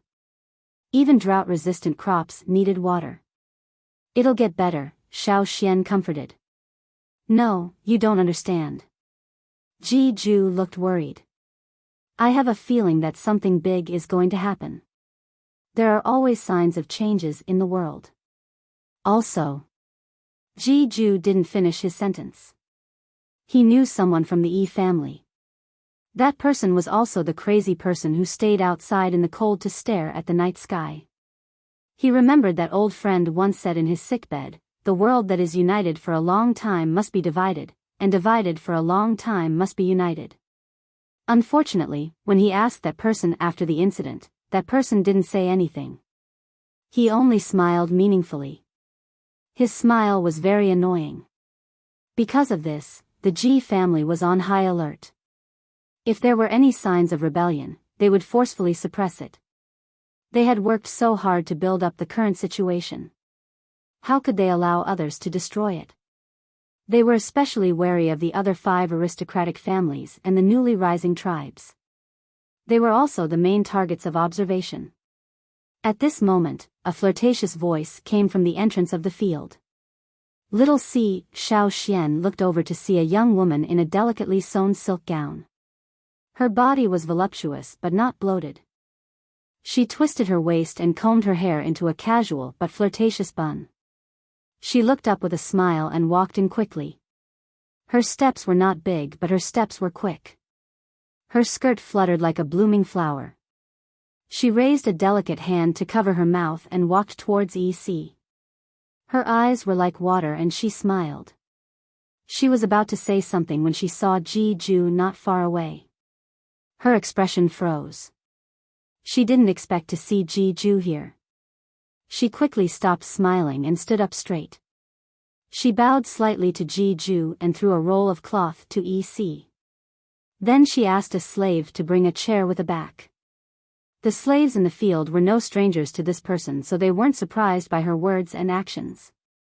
Xiao Xian saw the patterns on her clothes and remembered what Black Bear told him about the aristocratic families of the 6 tribes. He guessed that this woman was from the Mu family of the 6 tribes. Ji Ju was unhappy with the Mu family woman's actions but didn't say anything. To him, as long as it wasn't someone from the Ji family, he didn't care. If he had the time, he might as well look at the 1,000-grain gold. The roll of cloth the Mu family woman threw to EC was actually a record of her harvest from the field this time. She had come to ask EC to help her verify it again. She didn't have the patience to verify it herself. If she really wanted to verify it, she might not be able to do it in a day or 2. She didn't even know if her calculations were correct, so she came to find EC. EC didn't say much. He put down his work and opened the roll of cloth the woman threw to him. There were more than 20 pieces of cloth, each about half a meter long and 2 palms wide. They were all filled with small, densely packed words. EC flipped the cloth with one hand while 4 fingers on his other hand moved quickly. His thumb was like a shadow as it moved between the other 4 fingers. Xiao Xian noticed that when EC looked at the roll of cloth, he only glanced at the words on each piece before moving on. It took him less than half a minute to finish 1 piece of cloth. After looking through all 20 pieces of cloth filled with words, he wrote down the final result on an unwritten piece of cloth. In total, it took him only 15 minutes. When he was done, EC's eyes were filled with envy. He handed the results and the roll of cloth to the woman. "Congratulations, it's another big harvest." The woman giggled until fine lines appeared at the corners of her eyes. She was in a good mood because of this harvest. However, when she saw the final result, her expression changed instantly. Like a ribbon suddenly turning into a steel knife, her eyes were filled with a cold, murderous intent. Those lowly slaves, they actually underreported by so much. Each page didn't underreport by much. If one's arithmetic wasn't good enough, they might have made a mistake. However, when the pages were combined and the final result looked at, there was a lot more. The woman didn't tell EC the results reported by the servants. However, since EC calculated the results, it must be true. That was why the woman was angry. In the past, she couldn't be bothered to make a fuss about it and turned a blind eye to it. But now, the servants were simply too greedy. If she didn't give them a beating, they would be even bolder next time. "I'll send someone to deliver the reward tomorrow." After saying that, the woman took EC's results and left quickly. She was filled with a murderous aura. She reckoned that blood would be spilled at the farmstead later. Xiao Xian finally realized that this woman from the E family was helping others calculate the accounts. However, how did this person's brain work? It was like a humanoid computer.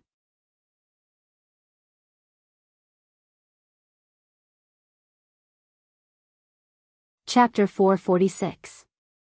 EC was usually not at the farm, but he would definitely come here at this time every year.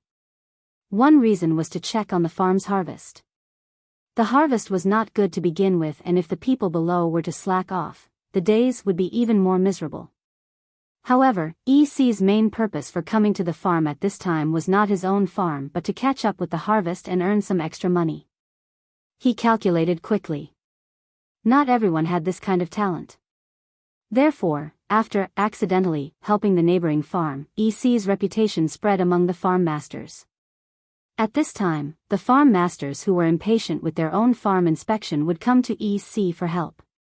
In any case, EC used a short amount of time and was highly efficient. His accuracy was almost 100% and he only needed to pay some remuneration.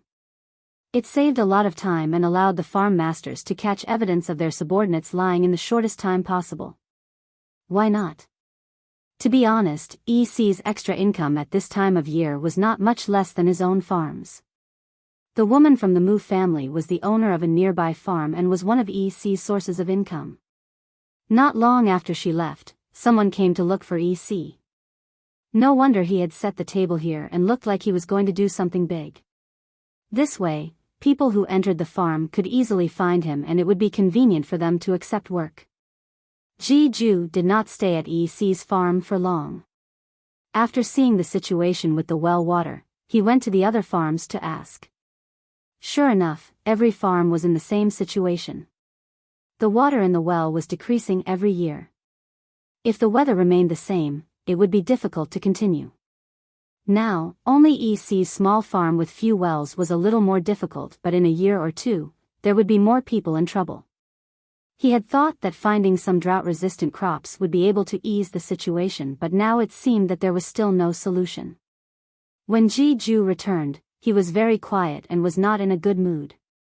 The chief steward did not understand why and only found out when Xiao Xian whispered to him. The chief steward thanked Xiao Xian gratefully and then hurried to get some medicinal tea for Ji-ju. At the same time, he was thinking about how to persuade the farm master. Ji-ju was their golden thigh. If Ji-ju fell ill from thinking too much and something happened to him, how would the stewards live in the future? According to Xiao Xian's knowledge, there was a river not far from the royal city. The royal city had dug a canal to bring the river in years ago, but the canal might not be able to solve everything. After all, the farms outside the city were too spread out, and if there was a drought, the canal would dry up. Also, Xiao Xian felt that this was not the only thing Ji-ju was worried about. There were other things that Ji-ju just did not want to tell him. Seeing that Ji-ju was not willing to talk, Xiao Xian did not continue asking. He and Guang Yi had already stayed here for many days. They had seen the 1,000-grain gold grow again after passing the second tribulation. They had also identified many useful crops and obtained precious seeds. Xiao Xian planned to leave. There was nothing to do even if he continued to disturb them. However, before he left, there was something he needed to settle. The next day, Ji-ju locked himself in his room in Qingmang Palace and did not come out. Xiao Xian went out on his own. The guards at the gates already knew Xiao Xian and did not stop him when Xiao Xian said he was just going out for a walk. Xiao Xian went straight to EC's farm. EC had just finished checking a thick roll of cloth for someone. Beside it were 5 burlap bags filled with grains. This was his reward. A large man with an oily face took the roll of cloth and left with a dark expression. He must have found out that his subordinates were greedy. His footsteps were filled with the smell of blood. When he saw Xiao Xian enter, EC only glanced up without much enthusiasm. What's wrong? Is the owner of the Golden Grain Farm not here today? No, I have something to ask you, said Xiao Xian. Oh. I don't do things without a reward. EC raised an eyebrow. If you can solve it, of course there will be a reward. Hearing that, EC finally looked at Xiao Xian. Tell me, what is it? How much do you need me to calculate? Or do you want to change the accounts? None of those. As he spoke, Xiao Xian took out a small piece of light-colored linen cloth. There were 2 concentric circles drawn with paint on the cloth. There were also some symbols and lines on the drawing. This was the diagram of the circles left behind by the Yi family that Xiao Xian had copied from the walls of Gongjie Valley. However, he had broken down the complicated diagram and simplified it before drawing it on the cloth. Now, he was showing it to EC. He could not understand these diagrams left behind by the Yi family, so he could not deduce what he wanted from the diagram. However, he saw that EC was very talented in calculations yesterday. He also did not seem to have much ambition. According to what he heard from the steward of the golden grain fields yesterday, EC's family was only a marginal part of the Yi family. Otherwise, they would not have been able to survive in such a small field with poor soil quality and only one working well. Also, EC could not perform divination, so he could not survive in the royal city's divination street. He could only use his talent to earn money. EC saw that Xiao Xian had only taken out one piece of cloth. He was surprised. Just one piece? That was easy. However, when EC unfolded the cloth and saw the diagram on it, his pupils constricted. He shot up and stared at Xiao Xian. How did you get the diagram of the Yi family? Diagram of the ring? So the circular diagrams were called diagrams. You don't need to know how I got it. You just need to tell me how to solve this diagram, said Xiao Xian. EC stared at Xiao Xian for a few seconds, then sat down again. He tapped his fingers on the table. What do you want to know? Solution? You can't possibly know. Xiao Xian did not refute. He pointed at the lines and symbols on the diagram and asked EC to explain. EC did not refuse. He briefly explained the meaning of those symbols and the broken line. He did not mention the core secrets, nor did he mention the key to how they used the ring analysis diagram to calculate quickly. To them, it did not matter if outsiders knew about this. The Yi family had many secrets, but very few people could understand them. The Yi family and the Gongjia family were just as confident and arrogant. However, Xiao Xian only needed to know what the lines and lines represented, and how large the numbers were. That was enough. To verify, he added some numbers into the diagram and asked EC to tell him the final result. Then, he took out a thin charcoal stick and a piece of cloth. Since there was no place to put them, he placed the cloth on the other side of EC's table. EC stared at the diagram as he calculated. Xiao Xian did the same. He did not have a crazy brain like EC, so he could only do rough calculations. When Xiao Xian was done, EC was already waiting. When Xiao Xian stopped writing, EC looked away from the piece of cloth Xiao Xian was writing on. He looked at Xiao Xian in surprise. You're done too? Usually, if it was someone else, it would take at least half a day. How could he be so fast? Xiao Xian could not help but admire EC's calculation speed. He could not even do it with his fingers. What's the result? Xiao Xian asked. EC was still doubtful as he handed the cloth over. Xiao Xian looked at EC's result. It was the same as his own. He was satisfied. Although he was slower than EC, he just needed to understand how the ring analysis worked. He could also copy the complicated diagram from the mountain wall. You really calculated it? EC was shocked. Why was there someone like this around? Was he trying to steal his business? How much will I be paid? Xiao Xian asked. EC thought for a moment, then extended 5 fingers. 50 golden leaves. 50 golden leaves were equivalent to 5 bags of grains on the ground. However, if you can tell me how you calculated it, I won't take the reward. EC said, you just need to tell me the rough method you used. You don't need to tell me the details. Xiao Xian counted 50 golden leaves and put them on the table. He then collected several pieces of cloth and turned to leave. Wait! EC called out. Xiao Xian thought EC was going to ask about the calculation. Unexpectedly, EC said, recently, there have been fewer birds in the sky. Xiao Xian looked at him in confusion. What do you mean? Are you going to leave the field soon? If so, be careful. EC did not overdo it. He could not do divination, but he could come to such a conclusion based on the changes in the birds in the sky. Thank you. Xiao Xian thanked him and left EC's field. After Xiao Xian left, EC took out a piece of cloth and used a brush dipped in sticky paint to write on it. If Xiao Xian was here, he would definitely find that what EC wrote were several vertical multiplication and division formulas that he had listed out during his calculations. Although what Xiao Xian wrote at that time seemed to be written upside down in EC's opinion, the numbers and the vertical lines were all unfamiliar to him. What EC wrote at this moment was exactly the same as the vertical formulas, numbers and lines listed on the cloth that Xiao Xian had drafted. After he finished writing, EC looked at the unfamiliar symbols and lines on the cloth and thought. From time to time, he would use the brush to draw on a number and mark it with a symbol that he was used to.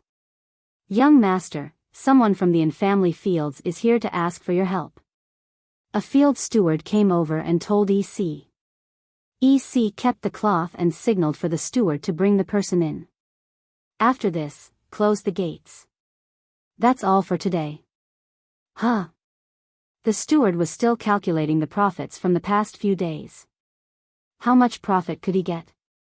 Why was the young master not taking any more jobs? Then, what about tomorrow? Asked the steward. "We'll talk about it tomorrow." Yes. Although it was a pity, the steward still followed EC's instructions. He hung a sign at the entrance of the field, indicating that the people who came later could go back. The young master was resting today and did not say when he would start taking jobs again. Regardless of what happened at the field, Xiao Xian went back and called Guang Yi, who was looking after the stewards, over to discuss and leave.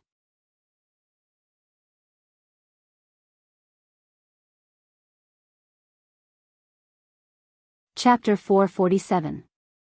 After packing up, Xiao Xian bid farewell to Ji Ju and left with Guang Yi with the seeds Ji Ju gave them. Ji Ju was busy with something in the house. He only showed his face for a short while before going into seclusion again. The butler prepared a bullock cart for Xiao Xian. There were few horses in the fields but some cows. They were the ones who transported the grains to the royal city.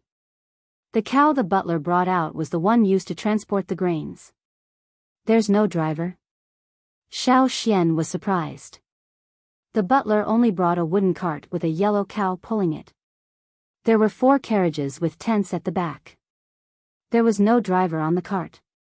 "There's no need for a driver." The butler smiled. "After sending you here, it will come back. Aren't you afraid someone will take it away?" Xiao Xian asked. "Who would dare?" The butler was confident. "It has the mark of the golden grain fields on it. Even if it gets lost, there will be many people fighting to send it back.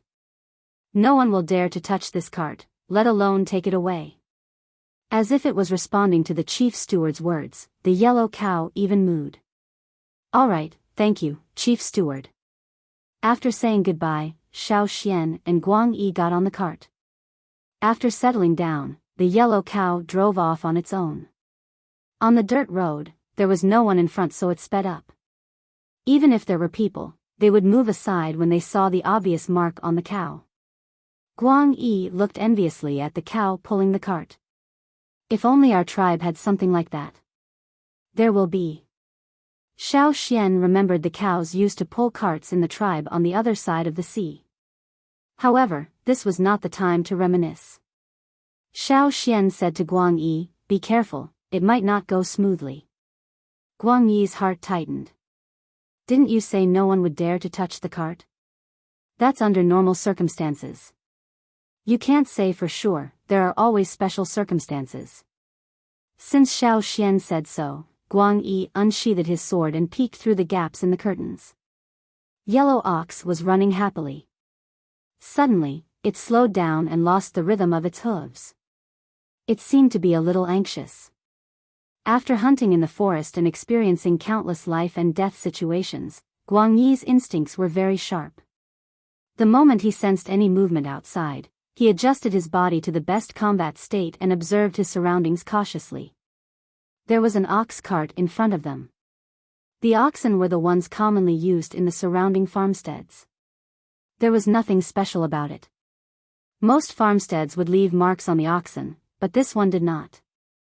Moreover, it didn't avoid the ox cart like the other carts. Not only did it not avoid it, it even sped up and rushed over. Was that bull crazy? Seeing that the ox cart was about to crash into them, the ox cart on Xiao Xian's side let out an angry cry. It lowered its head, pointed its two sharp horns forward, and stomped its hooves on the ground as it charged forward. Bang! Perhaps it was because the cattle in the golden grain fields were fed with high-quality feed, but this one was much bigger and stronger than the others. Its horns collided with the others' horns, and both the cattle and the cart were knocked out of the dirt road. However, this wasn't the end. Before the ox cart was knocked over, the driver cracked his whip. Go! The sacks of grain on the cart were ripped open. The people wrapped so tightly that only their eyes could be seen. Their eyes were like tigers and wolves, and they held unmarked knives and swords in their hands as they charged towards Xiao Xian. Seeing this, Xiao Xian and Guang Yi understood that the other party was coming aggressively. They wanted to rob and kill. Sharp weapons with a cold glint cut through the air, mercilessly slashing at the carriage. The sound of the cloth on the carriage being ripped apart, the sound of the carriage being split open, and a series of different sounds combined into one. It was like a sudden storm, fierce and violent, not giving them any time to breathe. Clang! Crack! The carriage couldn't withstand the sudden attack of so many people. It exploded into pieces and fell to the ground. Only the metal wheels of the carriage rolled on the dirt road until they reached the ditch on the side. Yellow Ox was startled by the sudden turn of events. It let out another long cry after knocking away the other party's cart. Moo! If this was any other place, the ox would have been killed long ago. However, here, none of the robbers touched the ox. Their goal was clear. They were going for the people on the carriage. When Xiao Xian and Guang Yi were ambushed, they rushed out from two different directions. The wooden planks of the carriage under their feet were smashed into pieces. The sword drew a bright light in the air, screaming like a wild beast as it collided with one of the robbers' knives. Clang! The knife in the robber's hand broke, the broken half flying into the air. Although Xiao Xian's sword was not as good as the previous one, it was still a gift from Heng. Even if it was not made by Heng himself but by other Gongjia family craftsmen, the quality was still better than a normal sword. Xiao Xian's sword was fast and powerful. It broke the robber's knife in half. However, Xiao Xian's sword was chipped. He didn't look, didn't stop, and sliced the neck of the robber who was about to ambush them. Scarlet blood sprayed out, splashing onto the bodies of the other assassins. However, they didn't feel any fear just because one person died, nor did they feel any regret or sorrow. They were like heartless killers. Guang Yi's face was dark. He didn't hold back at all. He didn't care who sent them, or which faction they belonged to. Since they wanted to steal their goods, they couldn't blame him for being ruthless. This was what he used to deal with when he led a team on a trade trip. Not to mention, the enemy was coming at them aggressively, each strike deadly. Guang Yi's first strike sent the person flying. Before the opponent could attack again, Guang Yi's second strike came, cutting off the opponent's arm. He wanted to cut the person in half, but there were too many people around. Guang Yi's strike did not achieve the desired effect. He flipped over and kicked the person behind him. He was anxious too. One was Xiao Xian's safety. Another was the seeds Xiao Xian had with him. They were all good seeds from Ji-Ju. They were very rare. Could it be that the robber's target was the seeds? Or maybe, the 1,000-grain gold? Of the 11 robbers, 2 were crippled and 1 was dead. The remaining 8 continued to surround Xiao Xian and Guang Yi. Of the 4 robbers surrounding Guang Yi, one of them charged towards Xiao Xian. A cold light pierced through his waist. If not for Xiao Xian's quick reaction, he would have been impaled. However, even if Xiao Xian dodged, the rope of the pouch hanging from his waist was cut. Before Xiao Xian could snatch the animal skin bag that flew out, a few more silhouettes appeared and blocked Xiao Xian's path. The bag that flew out was knocked away by one of the silhouettes with a sword and landed in another person's hand. Not far away, a cart carrying crops passed by. It was a cart carrying crops from the fields to the royal city. There were even guards beside the cart. There were a lot of caravans like this recently. No matter who they were, if they saw the golden grain fields cart in trouble, they would definitely help. Go. Seeing that there were people coming, the robbers stopped fighting. They abandoned the wooden cart and the half-dead cart and quickly retreated. Their movements were as fast as lightning. In the blink of an eye, they were quite a distance away.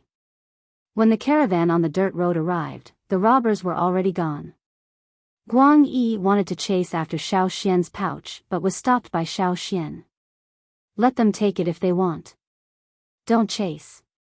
But, inside the pouch, there are no seeds or 1,000 grain gold inside, said Xiao Xian. Isn't that the pouch you always carry? Guang Yi was confused. Yes, but it's just a pouch. I've already changed the things inside. Guang Yi calmed down. If it's not seeds or 1,000 grain gold, then what's in the pouch? Something good from the manager before we left, said Xiao Xian. At the golden grain fields, Jiju's yellow earth wanted to run out when it heard the bull's cry. As the boss, it had to protect its underling when it was being bullied. If it wasn't for Jiju who came out to eat, the gates of the fields would have been smashed open by the giant bull. He didn't let yellow earth out, but Jiju asked the manager to send people over to check on the situation. How dare they rob the golden grain farm's carriage? The manager was furious. He had just promised Xiao Xian not long ago and now something had happened. It was like a slap to his face. However, by the time the head manager sent people over, the other party had already seen that the situation was not good and had fled. If it wasn't for the mess on the ground and the bull's cries, he would have thought nothing had happened. They didn't find any clues on the dead culprit. In an inconspicuous courtyard in the royal city, 2 guards rushed into a house. Young Lord Yen and the others. Before the guard could finish speaking, the sound of hurried footsteps could be heard. With a bang, the door was kicked open. Ji Yen, what do you want? Ji Jing shouted angrily when she saw the intruder. The people beside her also stepped forward to protect Ji Jing. Ji Yen looked at the people beside Ji Jing and stared straight at her. You sent people to steal Xiao Xian's pouch during the road closure? Panic flashed across Ji Jing's eyes, but she quickly calmed down. What nonsense are you talking about? I didn't send anyone. You didn't touch your own people. You borrowed someone else's hand. Don't talk about me. Aren't you eyeing that pouch too? How else would you know the situation over there? While the 2 of them were arguing, another person rushed in from outside, still gasping for breath. Ji Jing's eyes lit up when she saw the person. However, before she could say anything, Ji Yen reached out and snatched the pouch hidden in the person's robe. Ji Yen, how dare you steal my stuff? Ji Jing brought the people beside her over to fight for it. While the 2 sides were fighting over the pouch, someone grabbed the rope tied to the mouth of the pouch and pulled. Bang! The contents of the pouch spilled out like a cannon. The small room was instantly filled with the pungent smell of organic fertilizer, and the powder was sprinkled on everyone's body. There was a strong smell of nature in the air. Ji Yen, who was holding the pouch, Ji Jing, who was sprayed with the stench, everyone in the house turned green. Where was the promised treasure?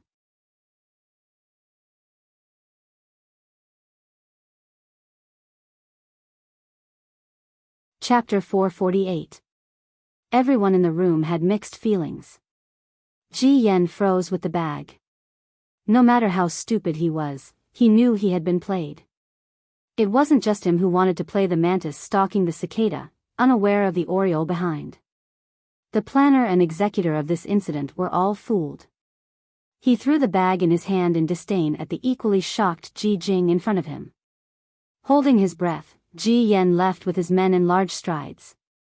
They also had fields outside King City, but they were used to enjoying life since they were young and rarely went to their own fields. Even if they did go, they would not do it themselves. They would just watch others farm and sit in King's City to count the results. If it were not for the secret that Jeju had been hiding, they would not have gone to the fields previously. They would avoid the smelly fertilizer and had never been treated like this before. After Ji Yen left with a cold expression, Ji Jing smashed everything in the room that could be smashed. After she was done, she remembered why she was smashing things in this smelly room. So she changed to a clean room and continued to vent. When she was almost done, she called Luja over and gave him a good scolding. Luja was the driver of Ji Jing's carriage when she went to the golden grain fields. At the time, Luja was trying to please Ji Jing, but unexpectedly, he ran into Xiao Xian and a black bear. This time, because of the Lu family's Lubi being beaten up, Luja heard from his tribesmen that the Lu family was thinking of revenge. Then Ji Jing gave him a mission. So he went to find some people. These people would do things for money and had already formed a group. They were tight-lipped and wouldn't leak information about their customers. They had met before the Lu family moved to the royal city and moved to the royal city together. So when Ji Jing gave them a mission, Luja went to find them. With Ji Jing around and a generous reward, these people were happy to do it. Ji Jing only wanted the animal skin bag Xiao Xian carried around, but Luja had ordered his men to kill Xiao Xian because of Lubi. But who would have thought that after losing one and injuring several others, not only did they fail to kill the person, even the bag that they snatched back turned into a poop bag. It was no wonder that Ji Jing would be angry. Even Luja was holding back his anger. Running into those people again and again, they were unlucky. It was simply a disaster.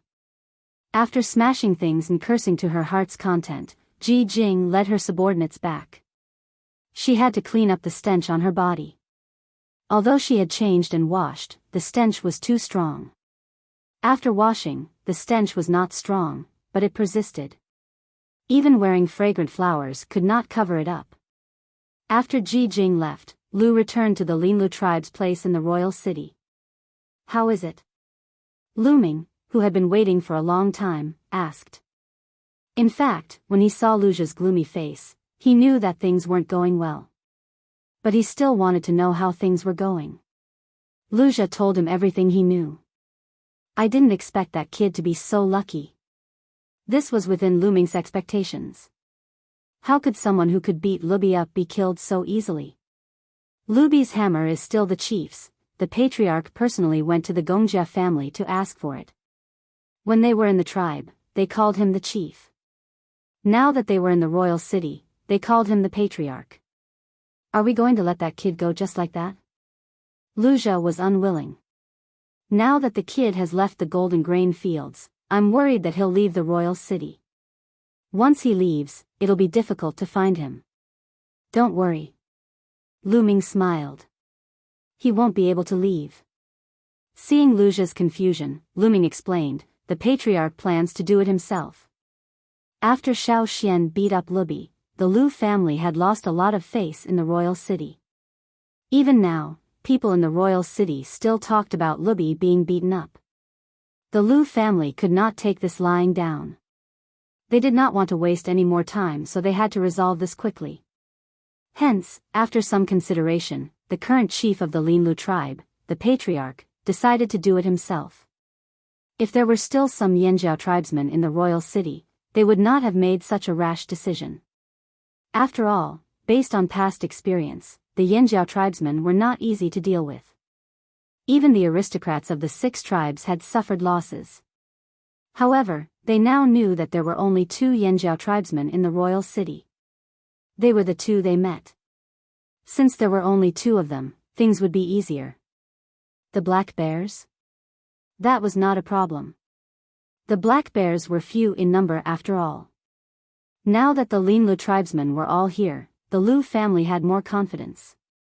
If only they had succeeded last time. When he thought about what happened at the Gongjia entrance, hatred flashed across Lu Ming's eyes. However, this would be resolved soon. He began to plan how to restore the Lu family's reputation after dealing with the 2 Yanjiao tribesmen. The royal city people who liked to watch drama were forgetful. They would only remember the final result. Last time, the Lu family lost to Xiao Xian, but if they won the next time, the royal city's reputation would change. As for bullying the weak with numbers, there was no such thing here. Even if there was, they would not admit it. They believed that the final winner would rule everything. Xiao Xian did not know that the Lu family was plotting against him. After he and Guang Yi were attacked, the manager of the golden grain fields sent a new bullock cart over with a few guards. The guards and bullock cart only returned after they sent Xiao Xian and Guang Yi to the city gates. When Xiao Xian arrived at the Black Bear's outpost, Black Bear had just returned. Xiao Xian, you're back just in time. Master Tianheng sent someone to say that your sword and knife are ready. You can take them when you come back. Black Bear was overjoyed because Gongjiaheng had promised to make him an axe. However, it would be delayed and the price would be higher. Black Bear had no objections. He was lucky enough to have Master Heng make him a weapon. Gold leaves were nothing. He could earn more if he didn't have them. It's ready? I was just thinking of getting a new sword. Xiao Xian was overjoyed. His sword was chipped, so it was inconvenient to continue using it. It was a good time to get a new one. He was thinking that it would be great if there were good stones around so he could make a few more swords. He could polish the chipped sword and continue using it. Unfortunately, other than the good stones at the city gates, he did not see any good stones around. I've just finished my business. I'll go with you. Xiao Xian, what's wrong with your sword? Did you get into a fight in the fields? Black Bear turned to look at Guang Yi's sword. There were also many scratches on the blade. If there were scratches like that, it was definitely not a small fight. A few more hits and the sword would break. Xiao Xian briefly explained the situation to Black Bear. Black Bear was silent for a moment.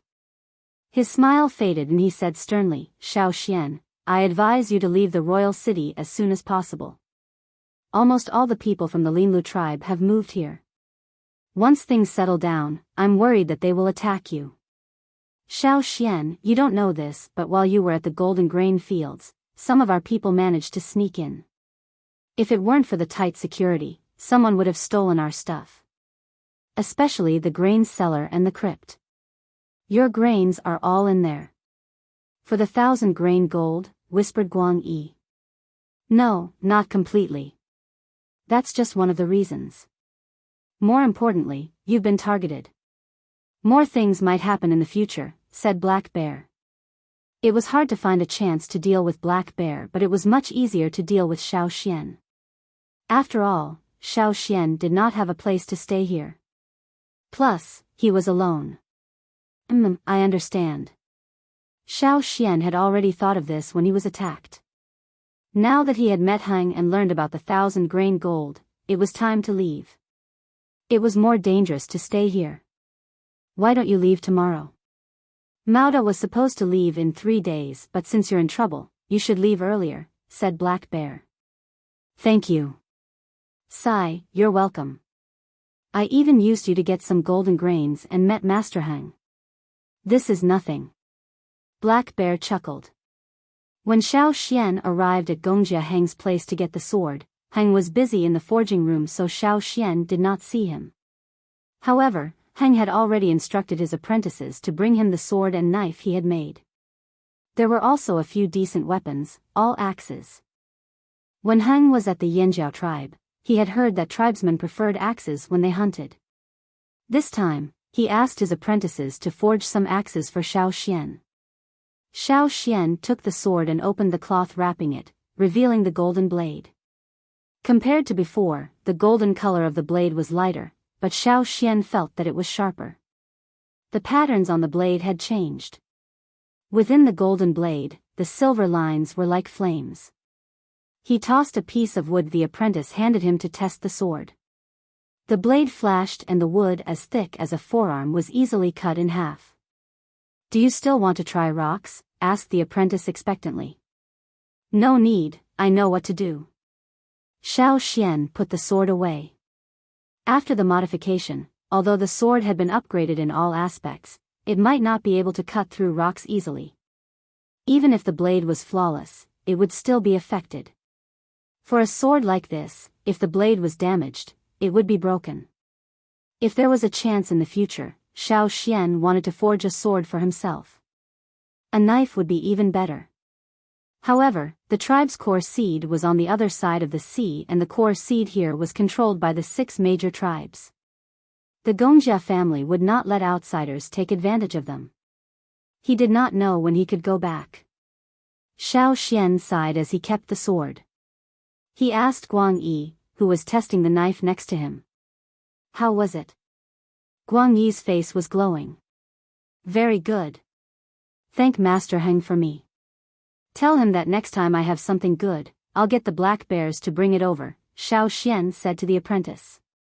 Black Bear was overjoyed. Their trading party was the connection between the Yanjiao tribe and Gongjiaheng. They were happy to be this connection as they benefited greatly from it. After taking the things and thanking him, Xiao Xian did not stay. Since they were leaving tomorrow, he should go back early to prepare. When he left the Gongjia residence, Ji Feng happened to be there. Xiao Xian greeted him and continued walking.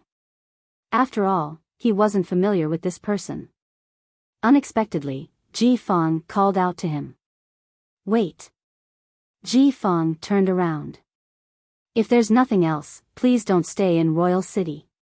It was not a warning but a reminder. Xiao Xian and the other 2 understood.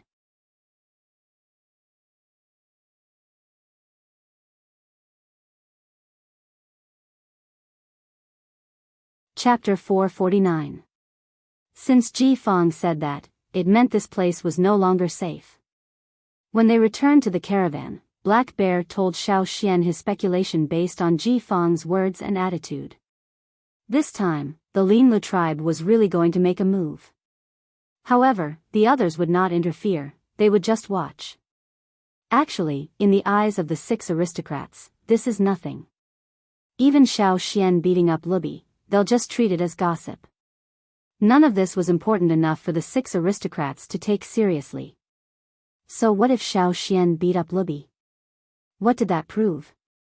Did it prove that the Yanjiao tribe was stronger than the Linlu tribe? No. A tribe's power was not determined by just 1 or 2 people.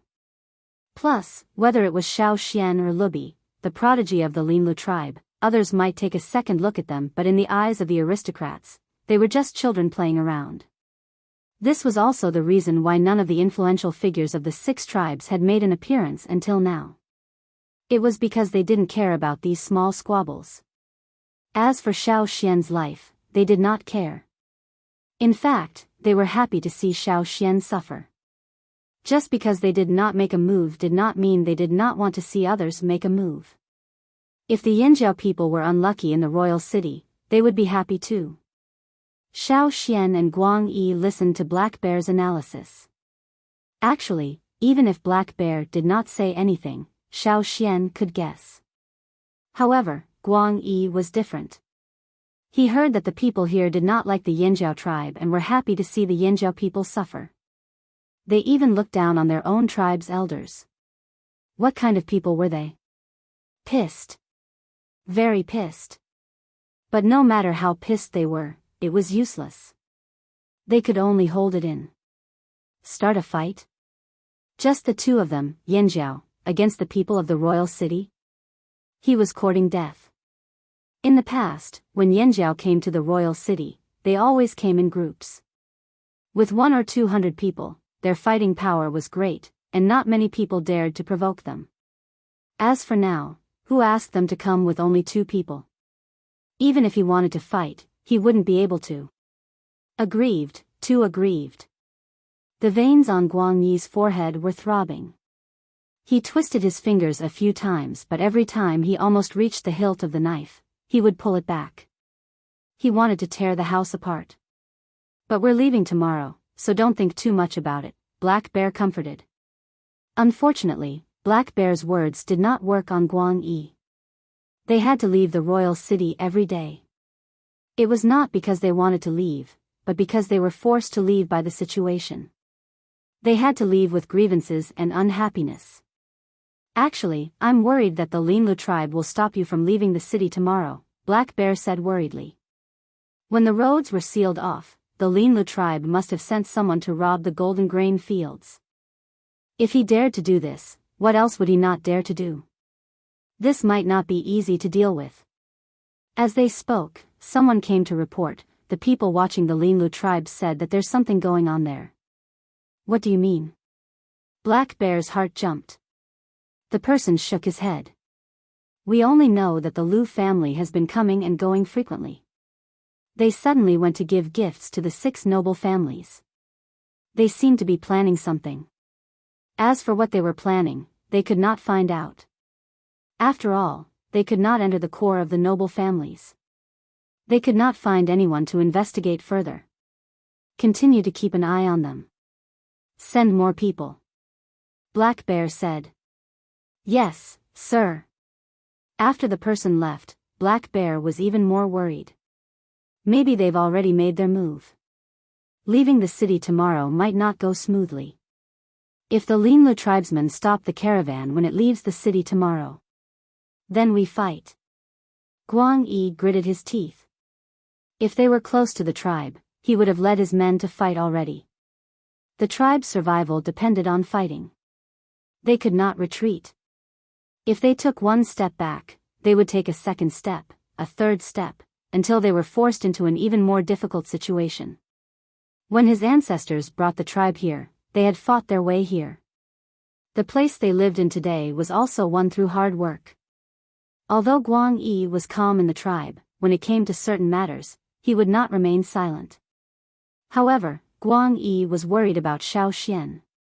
Xiao Xian's position in the tribe was special. The chief and shaman both valued him. Plus, Xiao Xian was the only one from his brother tribe on the other side of the sea. Guang Yi was not afraid of anything happening to him. Even if he died here, he would not complain. But Xiao Xian could not. Guang Yi was conflicted. His facial muscles were almost contorted. Seeing Guang Yi's reaction, Black Bear looked at Xiao Xian. Xiao Xian, what do you think? Black Bear knew that between the two, Xiao Xian was the one who made the decision. Plus, this kid had a lot of ideas. Maybe he could think of an easier way to avoid the Linlu tribe? Guang Yi looked over too. He actually hoped that Xiao Xian could think of a way to avoid them. But another voice was screaming, hoping that Xiao Xian's answer would be the same as his. It was extremely contradictory. Xiao Xian looked away from the window and said calmly, "Then we fight." The same answer as Guang Yi. Guang Yi did not know if he was proud or worried. He opened his mouth but remained silent. After receiving their answers, Black Bear sighed and shook his head. Rest first. I'll bring people to escort you out of the city tomorrow. After Black Bear left, only Guang Yi and Xiao Xian were left. Guang Yi was conflicted.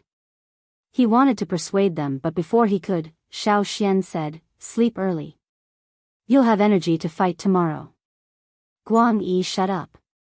The next morning, Mao Da led the team leaving Royal City and loaded the goods onto the bears' backs. Xiao Xian and Guang Yi went over to help. Did you sleep well last night? Mao Da was worried that the two would lose sleep because of the Linlu tribe, but they did not look like they slept through the night. Pretty good, Xiao Xian said. Thank you for your hospitality on this trip to Royal City. Don't mention it. Boss said we got a lot of benefits too, Mao Da said with a smile. Then he turned to check on the other bear. When he turned, the smile on his face disappeared. His eyes were filled with worry. The latest news was that the Lu family wanted to stop them. But it was better to wait for boss instructions and see if there was a better way. This time, the Linlu tribe's target was not the black bears, but the black bears would not abandon Xiao Xian and Guang Yi because of this. They had their principles too. If they abandoned Xiao Xian and Guang Yi, it would look like they were afraid of the Linlu tribe. Just because of this, they had to accept the challenge. Mao Da tugged on the bear's ear. Wasn't it just the Linlu tribe? What was there to be afraid of? Let's fight then. We'll continue what we didn't finish last time. At the royal city gates, the guards yawned as they opened the gates. They were about to stand at the side and chat with their companions when they saw a few familiar figures. Am I seeing things? Why is it young Master Jing from the Ji family? The guard was confused. This young master had never woken up so early. You don't know? Another person asked. Know what? It's not just young Master Jing. Many people from the 6 aristocratic families are here too. Another person pouted. The guard looked over, confused. There were a few beast carriages with aristocratic insignia. What day is it today? What are these young masters doing here so early? Watching a show, the guard said mysteriously. Show? What show? Who's going to dance or play with swords or sing? Tisk, you're not up to date. The guard said proudly. According to my sources, the Lu family invited them here. The Lu family? The new Lu family from the Linlu tribe? That's right, it's them. Once he heard that it was the Lu family from the Linlu tribe, the guard lost interest. Didn't they say that Lubi from the Lu family was beaten up? What's so good about the Lu family? You don't know? If they're beaten up, they won't beat them back? You mean, the guards discussed among themselves. Some of the aristocratic young masters had already climbed up the city walls and entered the towers on both sides of the city gates. Because huge beasts often entered and exited the royal city, there were no towers directly above the city gates. Instead, there were towers on both sides of the city gates. These aristocratic young masters had received gifts from the Lu family yesterday. Among the gifts was a letter inviting them to the towers to watch the show. Others might not be interested and came to join in the fun. But Ji Jing and Ji Yen were different. They came early and found a good spot in the towers. Outside the city gates, EC was sleepily sitting in his family's cattle cart. As he neared the city gates, he shuddered. The atmosphere was not right. The roads near the fields were unsealed today and there would be more carriages. That was why he woke up early to enter the city. But before he entered, he noticed that something was amiss. Looking at the towers on the city walls, he saw many familiar faces early in the morning. What's going on? EC signaled for the coachman to ask the guards at the city gates. Not many of the guards knew about this earlier, but now that the news had spread like wildfire, everyone knew about it. Seeing that they were from the E family and that they were being rewarded, they were in a good mood today.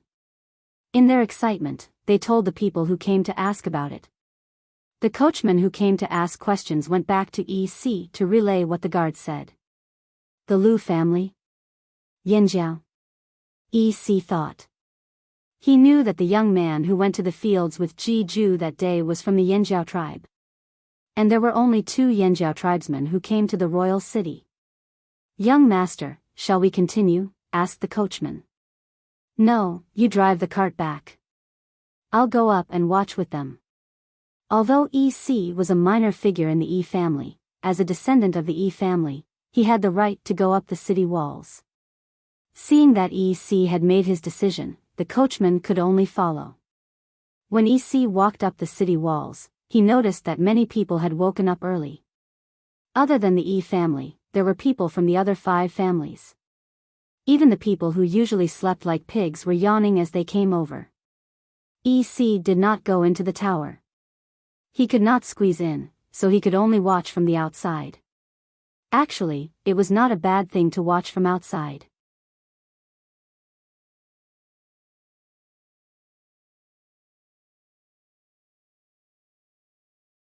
Chapter 450. Not long after EC stood still, another group of people walked up the wall.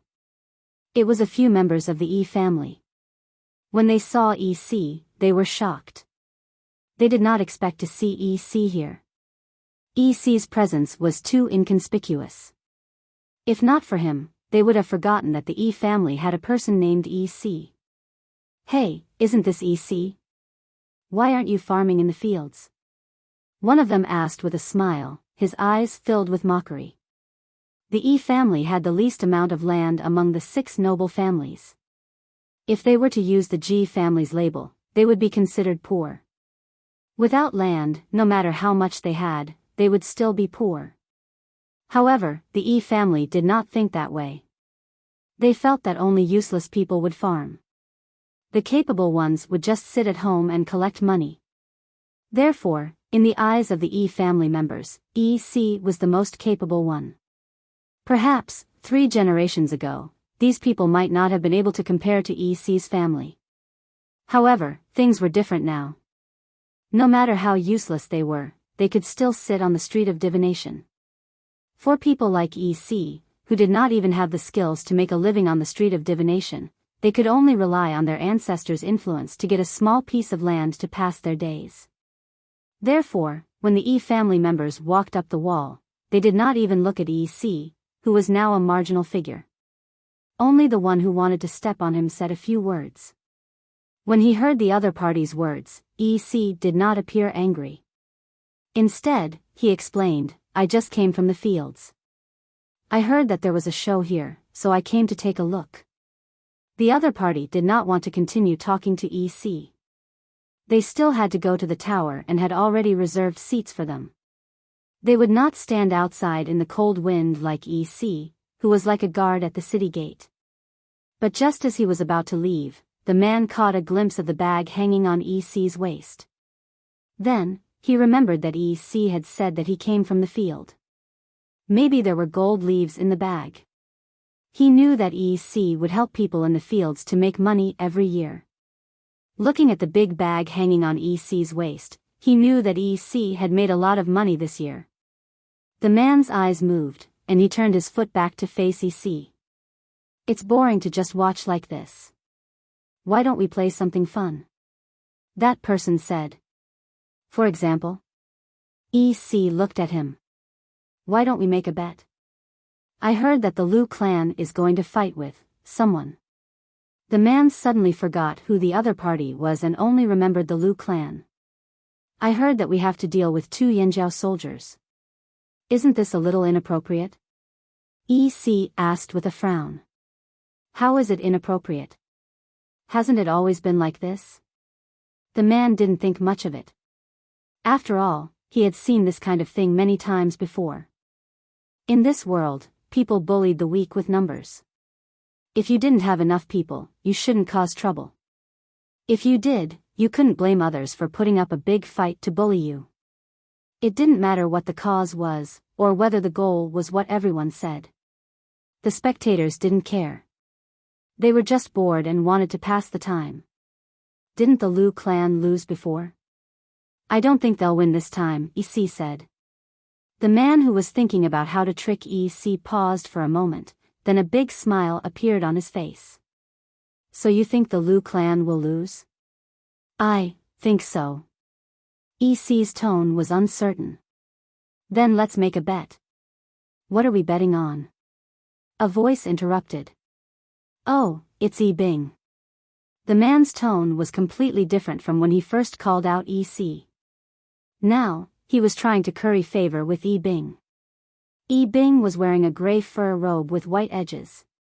He had just led his men up the city walls when he heard someone mention a bet. Just as well, he was interested. Yi Bing was different from EC. He didn't have any land outside the city, but he had plenty of money. He was good at divination and most importantly, he had a good father. His status in the Yi family was naturally higher than EC's. "We were just talking about today. EC said that the Lu clan lost once, so they'll definitely lose this time." EC's uncertainty turned into certainty. "I didn't," before EC could finish, he was interrupted. "That's why I was about to make a bet with him." The man interrupted, "I bet that the Lu clan will win." Yi Bing had originally lost interest in such a low-level bet, but seeing how anxious EC was and the money pouch EC was carrying, he changed his mind. He clapped his hands, "Count me in. If the Lu clan wins, EC, your pouch of gold leaves belongs to us. If the Lu clan loses, I'll return you 5 pouches." Each pouch contains the same amount of money as the pouch you're carrying. How about that? He wasn't interested in EC's money, he just wanted to make things difficult for EC. But what if the fight doesn't start today? EC asked. It'll definitely start. The black bears are already on their way here. The 2 Yanjiao men are also there. We'll see them soon, Yibing said. EC was about to speak when the man beside him interrupted. It's decided then. Come on, EC, hand over your pouch first. Don't run away when the time comes. EC had no choice but to open his pouch reluctantly. As soon as he did, the other party snatched the pouch away and went to count the gold leaves. All right, EC, we'll hold on to your pouch of gold leaves for now. When the Lu clan loses, I'll return it to you along with the bet. Yibing called the man who was counting the gold leaves and headed towards the tower. He didn't ask EC to join them. As he watched the group enter the tower, EC's anxious expression faded away. His eyes even flashed with joy. I'm rich. I'm rich. All the money I brought was worth it. 5 times. I won't have to keep an eye on the ground next year. After entering the tower, Yibing and his men went up another floor and found a good spot to watch the show from. It felt good indeed. Although he was sure that the Lu clan would win, Yibing still planned to perform a reading before the black bears showed up. He took out a pouch made of fine silk and animal skin from his inner pocket, poured out a few pieces of jade he used for his readings, and began. The more he did, the more sweat he broke out on his forehead. Bang! The pieces of jade hit each other. Yibing clutched them tightly, his face flushed red as he gasped for air. What's wrong? The others were shocked to see Yibing like this. Yibing shook his head, his expression unreadable. He didn't get anything. He didn't get any information at all. How could this be? Even if the reading failed, it shouldn't be that he couldn't get anything. How could this be? Seeing that Yibing's face was gloomy and he didn't want to say more, the others also stopped asking. They're coming. Someone shouted. The others stopped talking and looked towards the road. The huge bear's body swayed as it walked over step by step. They didn't need to look at the people to know who they were just by looking at the bears. The black bear caravan is here. They didn't avoid us. Didn't they say the Lu family was going to fight the Yanjiao people? Why are the black bears together? Someone didn't understand. The black bears are in cahoots with the flaming horns. I see. So the Lu family is fighting the black bears today? It must be. The Yanjiao people were automatically ignored. It didn't matter if you defeated Lubi or not. In front of the Lu family, 1 or 2 people wouldn't make much of a difference, at least in the eyes of the spectators. On the other side, Xiao Xian and the black bears were walking towards the city gates. On both sides of the road in front of the city gate, there were many onlookers. Some of them were from the Lu family. As if to prevent Xiao Xian from escaping, they glared at him, their eyes cold and aggressive, as if they were going to attack him at any moment. I didn't expect the Linlu tribe to be like this, Xiao Xian exclaimed. It's not too late to change paths now. I don't recommend continuing this way, Black Bear said seriously. He Xiong's expression was solemn. The Lu family knows that we're leaving today, so they've already mobilized many people just to block the city gate. You'll be at a disadvantage. Xiao Xian shook his head. Let's keep going. Black Bear sighed. Why was this person so stubborn? Why was he so stubborn? Although everyone knew what was going to happen, no one stopped. Under everyone's watchful eyes, the black bears and the merchants continued walking towards the city gates. When Xiao Xian reached the city gates, 2 groups of people rushed out from both sides, blocking the entrance. They looked at Xiao Xian like he was a hopping grasshopper. How dare you block my way? Black Bear took a large step forward, raising his hand to draw his sword, but Xiao Xian grabbed his arm. Black Bear looked at Xiao Xian in confusion. Xiao Xian gestured behind him. Turning his head, Black Bear saw the person who was leading a group of people towards him. The leader was the current leader of the Linlu tribe, the head of the Lu family, Lu Zong. Lu Zong wasn't very tall, but he gave off an oppressive aura. The people standing next to him felt even more pressure than Lubi. At this moment, the current leader of the Lu family walked over with his men. He wasn't afraid of Xiao Xian escaping. Plus, there were Lu family members blocking the way. With so many people blocking the way, it wouldn't be easy to escape. He purposely let the two Yanjiao people walk to the city gates before leading his men out. He wanted them to experience the feeling of not being able to leave even though the exit was right in front of them. Today, he didn't plan on letting these two Yanjiao people leave alive. Even if the Yanjiao tribe found out, what could they do? Could they take revenge on the royal city? What a joke. If they hadn't moved to the royal city, the Lu family would have been worried when they heard about the Yanjiao tribe. But things were different now. They were in the royal city, in the territory of the 6 noble families. If they joined the 6 noble families, no matter how bad their relationship with Yanjiao got, the people of the royal city would still side with the Linlu tribe if they had to choose between the Yanjiao tribe and the Lu family. Everyone who came to watch the show would also side with the Lu family. Because they thought they had a strong backing, they didn't have to worry about being harassed by other tribes in the royal city. They didn't have to worry about the consequences, so they could act without fear. Lu Zong's gaze swept past Black Bear and stopped on Xiao Xian. His voice was icy. Today's matter is between the Lu family and the Yanjiao tribe. It has nothing to do with anyone else. Those who have nothing to do with it can leave now. What he meant was for the Black Bears to get out of the way. What was supposed to be a matter between 2 Yanjiao tribesmen was now a matter of the entire Yanjiao tribe. It sounded even more imposing. Black Bear smacked his lips and raised his hand at the people of the caravan. Listen up. Whoever dares to block our way, we'll cut them down 1 by 1, 2 by 2. If you cut down too many, you'll be rewarded with gold leaves and gold knives. When Black Bear first spoke, the Lu family thought he would ask the caravan to leave. They didn't expect him to say something like that. It was a direct provocation. Seeing the Lu family's expressions change, Black Bear asked loudly, "What did the ancestors say?" The people of the caravan shouted in unison, "We can't lose our momentum just because of the enemy's formation." Roar! The giant bear of the caravan bared its fangs and roared as well. Those who wanted to enter the city and those who wanted to leave, whether they were humans or beasts, were all frightened by the aura. Were the black bears for real? Wasn't it a feint like last time? This was a rare opportunity. They had to watch. Lu Zong's expression darkened.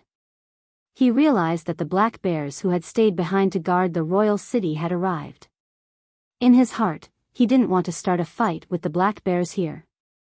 Who knew that the black bears would insist on protecting the 2 Yanjiao tribesmen?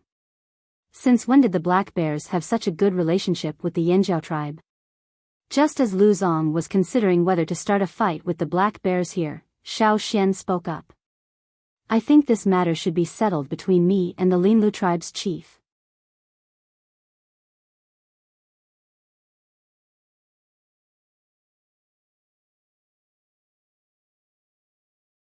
Chapter 451. Xiao Xian's words were exactly what Lu Zong wanted. Even though he was prepared to fight the black bears, he would avoid them if he could. Fighting the black bears would cost him a lot. But if it was just one person, it would be much easier. Now that Xiao Xian had stepped up himself, it saved Lu Zong a lot of trouble.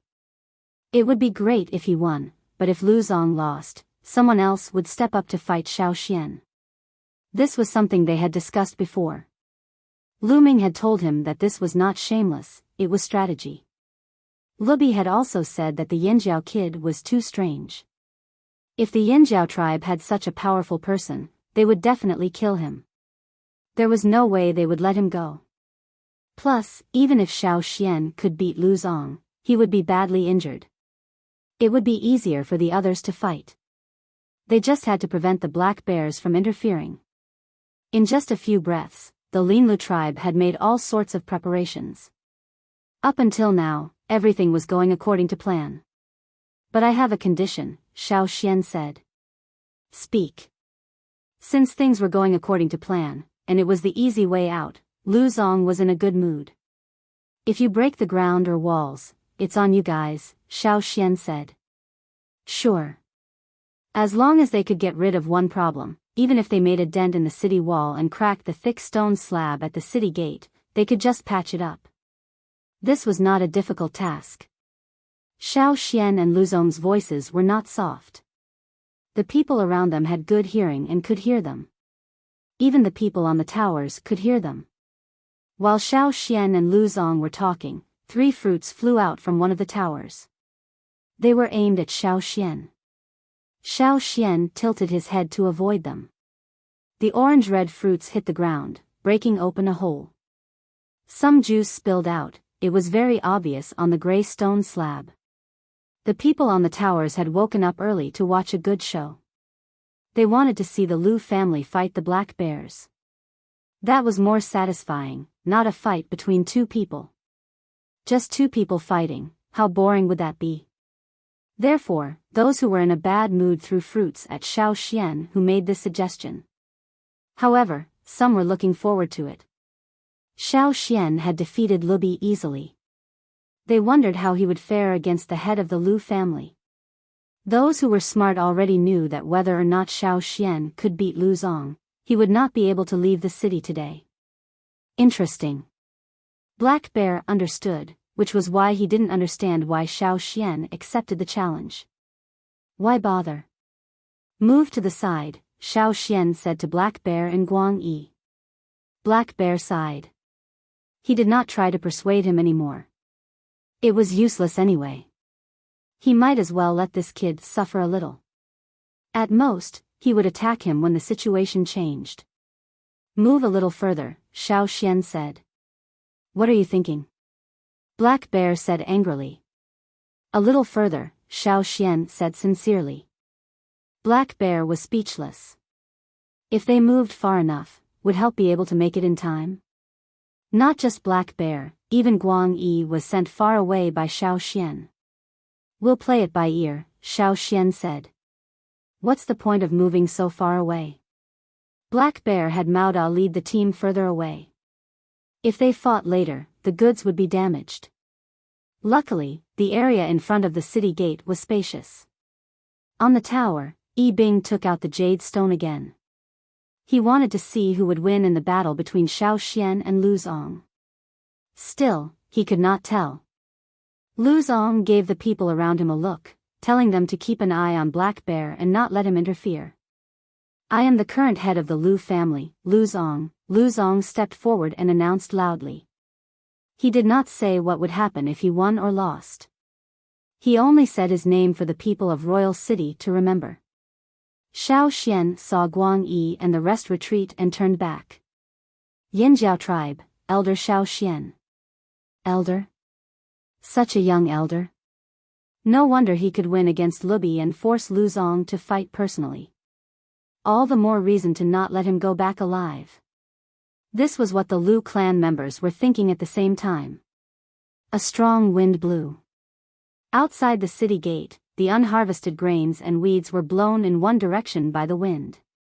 Inside the city gate, it was eerily quiet. The atmosphere was tense. You're young, so I'll let you go first, said Lu Zong, as if he was giving in.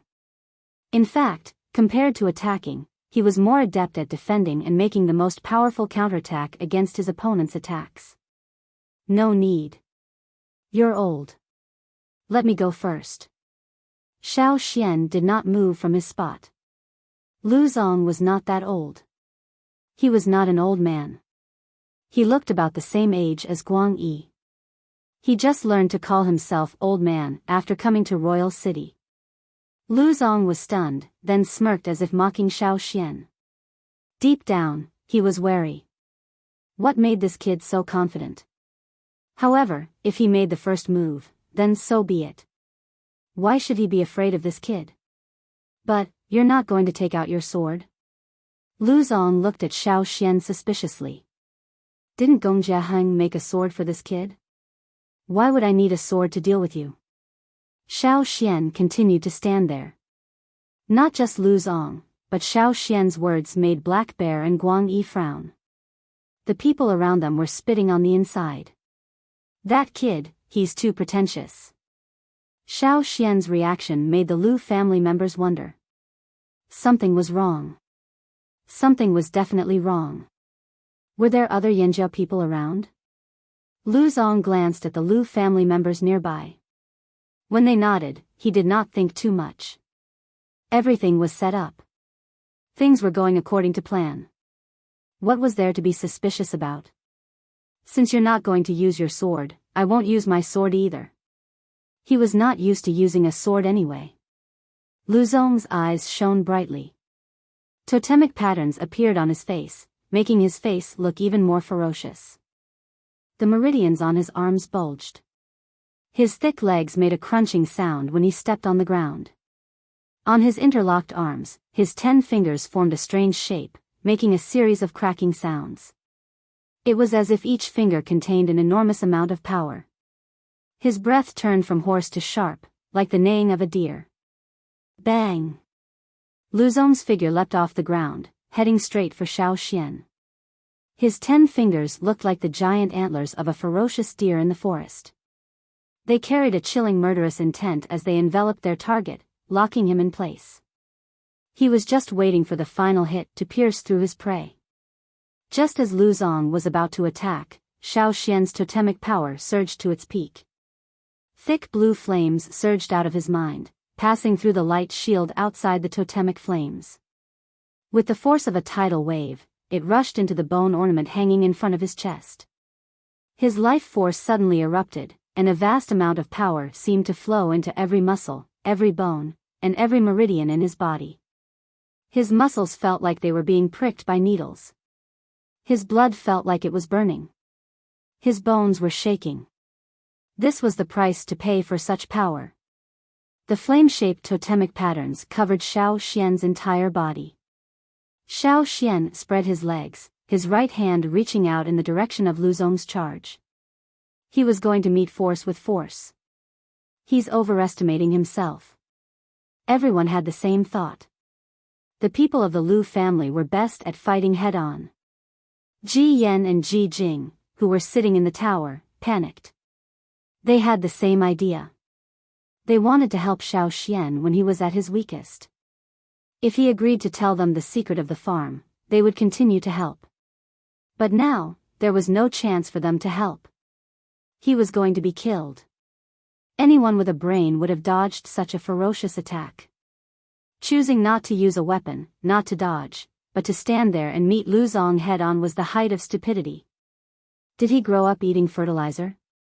However, Lu Zong, who was charging towards Xiao Xian, could feel the change in the person standing there. The air around him seemed to thicken, then freeze. It was as if everything was going to be shredded. Lu Zong's heart raced. He couldn't retreat even if he wanted to. His momentum was unstable. He felt like he was facing a tidal wave that wanted to break through everything. Xiao Xian stood there. After his momentum exploded, it was like an avalanche. It was vast and powerful, crashing towards Lu Zong. Xiao Xian's arm was covered in flames. They surrounded and formed, covering his entire arm. Guang Yi, whose brows were knitted together, was shaken. He jumped 10 meters away but felt it wasn't enough. He retreated even further.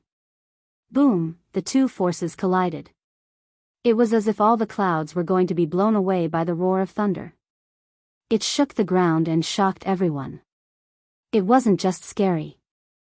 Even the giant bear carrying the goods stood up in shock. It accidentally fell backwards. Luckily, it had the goods to support it. It landed on its butt. Visible waves of air twisted, exploding outwards from the point of collision. The stone floor seemed to melt. It started to collapse from Xiao Xian's feet and spread outwards. The orange-red fruit that was thrown on the ground turned into a cloud of mist in the blink of an eye. The ground seemed to have a huge attractive force, and the orange-red mist smashed down violently. It was as if there was a huge invisible palm pressing down from the sky. At the edge of the depression, countless stone shards and dust flew into the air. The strong airflow blew away the gravel and dust. The people of the Lu family who were blocking the city gate were pushed off the ground by this powerful force.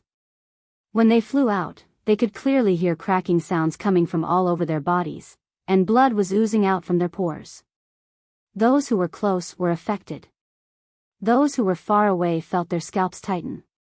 A chill ran down their spines. The tall city walls endured the impact of the wind. It was as if they were facing waves after waves. It was also as if they were being rammed by a giant beast. Inside the tower, tables, stools, kettles, and cups were all sent flying high into the air before falling heavily to the ground, breaking and smashing into pieces. Lu Zong, who was closest to the attack, was sent flying the moment he collided with Xiao Xian's palm. The people of Royal City looked up, watching Lu Zong fly over their heads. Their eyes followed the shadow in the air, watching him fly further and further away. In the limited memories of this generation of Royal City citizens, the image of Lubi being chased by someone with a hammer had long been blurred. But this scene at the city gate was etched deeply in their minds. When the air settled, the surroundings were eerily quiet. Crack, crack, crack, crack, clear cracks appeared on the tall city walls. The cracks were like vines growing vigorously. They branched out and continued to spread outwards.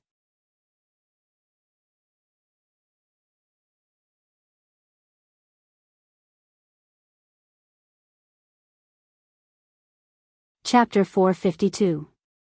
Inside the tower, the people who were flustered by the tremors froze when they heard the cracking sound.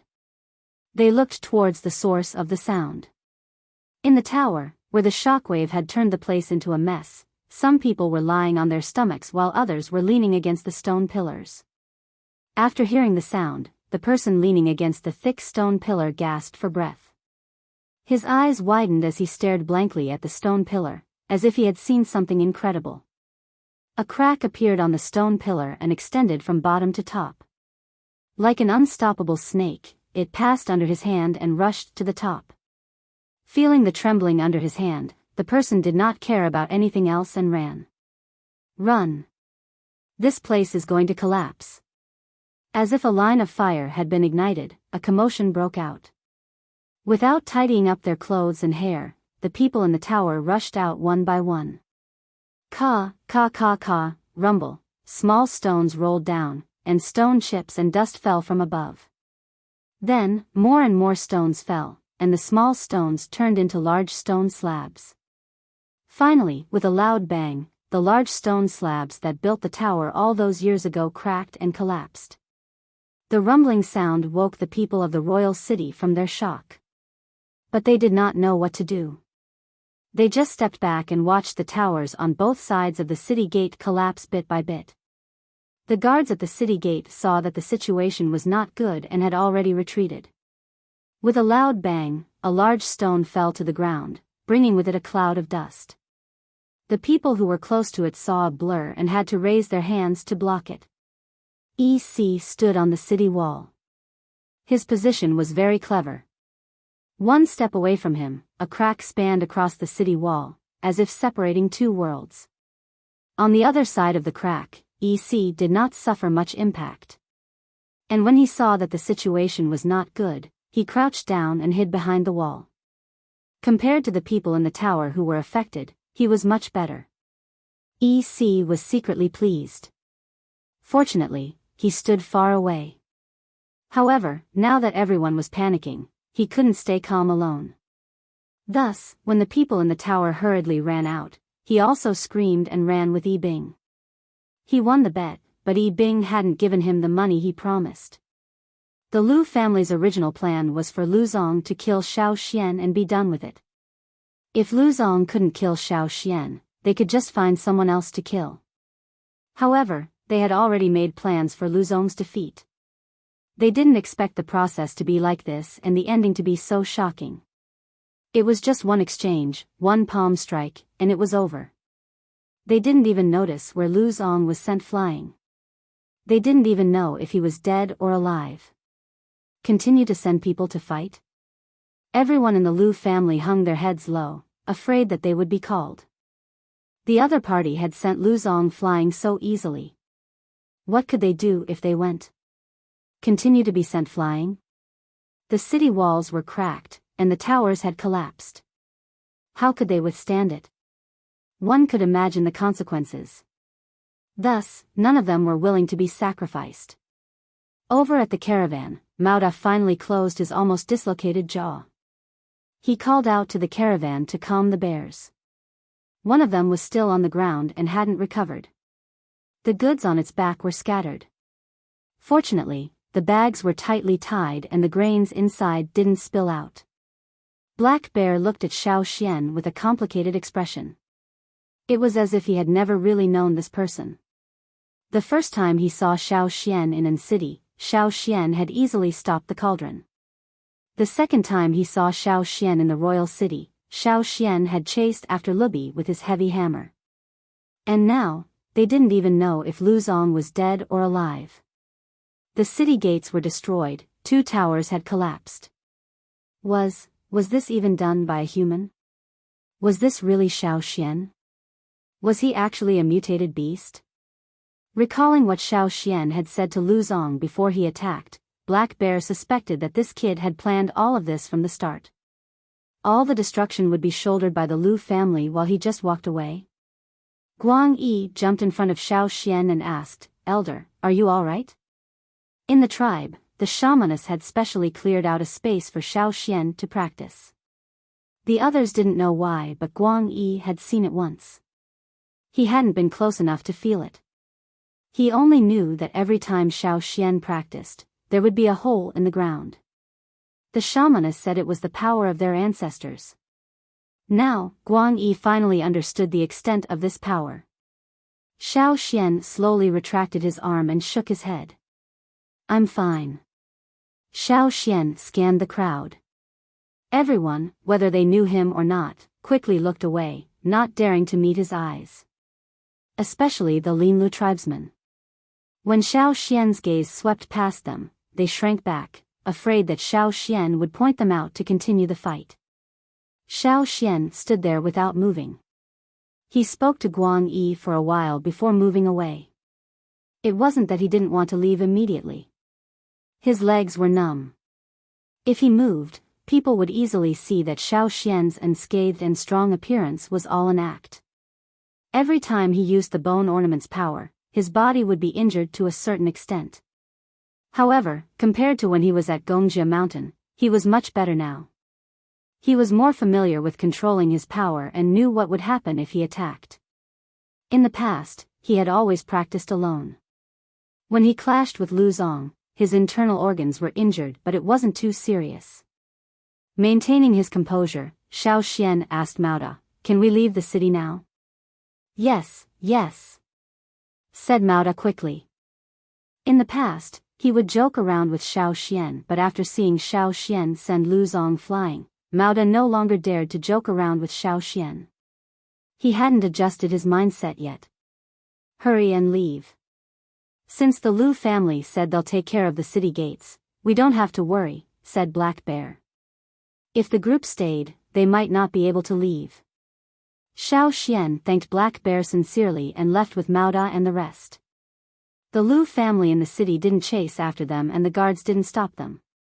The Lu family members lying in ambush outside the city looked at each other. No one dared to approach them.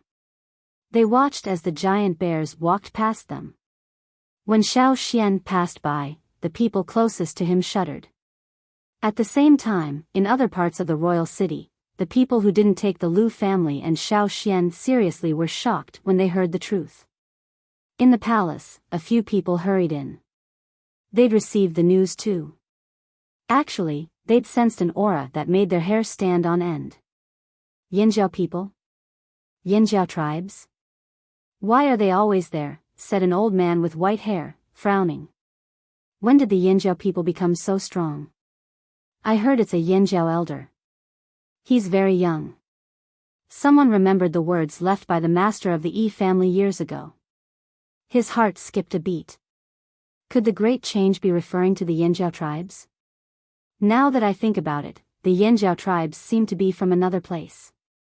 This foreign tribe is a great threat. I said so years ago. For a moment, everyone present was silent.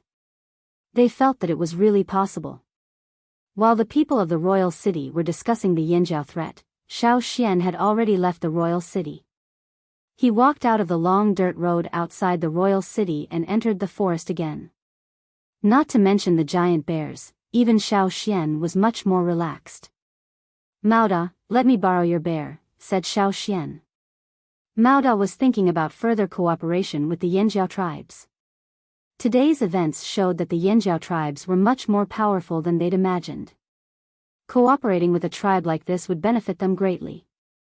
Not to mention, Xiao Xian knew Master Heng and Ji Ju.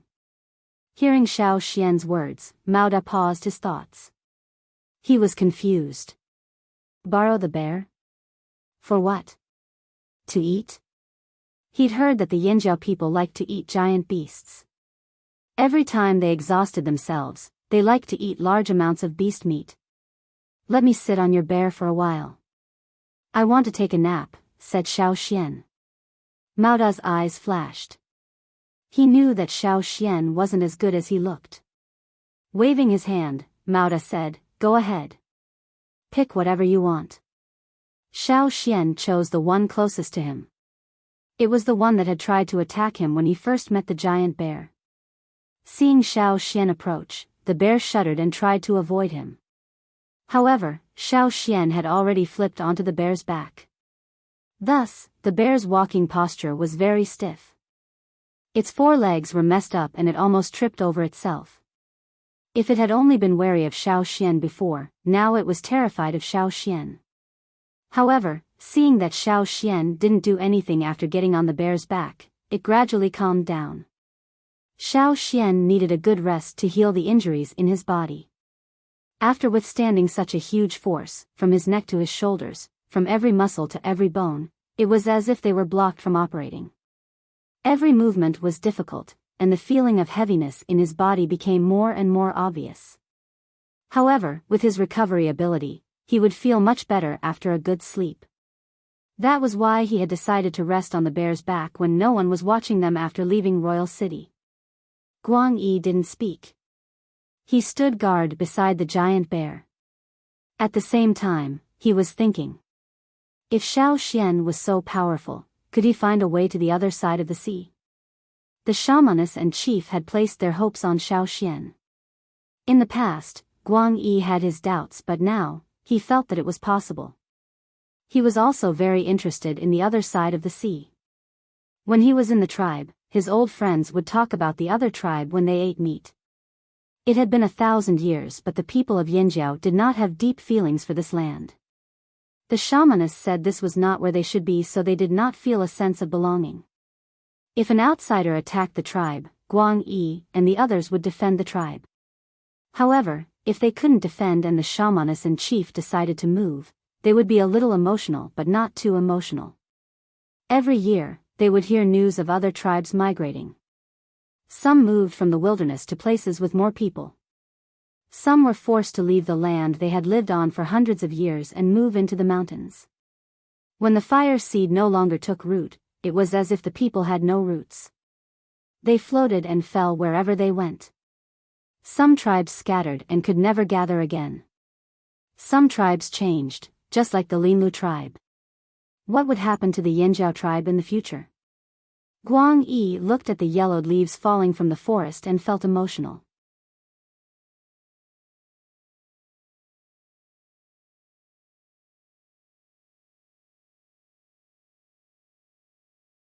Chapter 453. The caravan to Amba City encountered a lot of robbers along the way. They probably knew that there were more grain shipments at this time, so when they saw the large bags of suspected grain in the caravan, even if the robbers were afraid of the Black Bear caravan, they were still greedy and risked their lives. The caravan never showed mercy to robbers. If they let them go this time, they would continue to be beaten next time.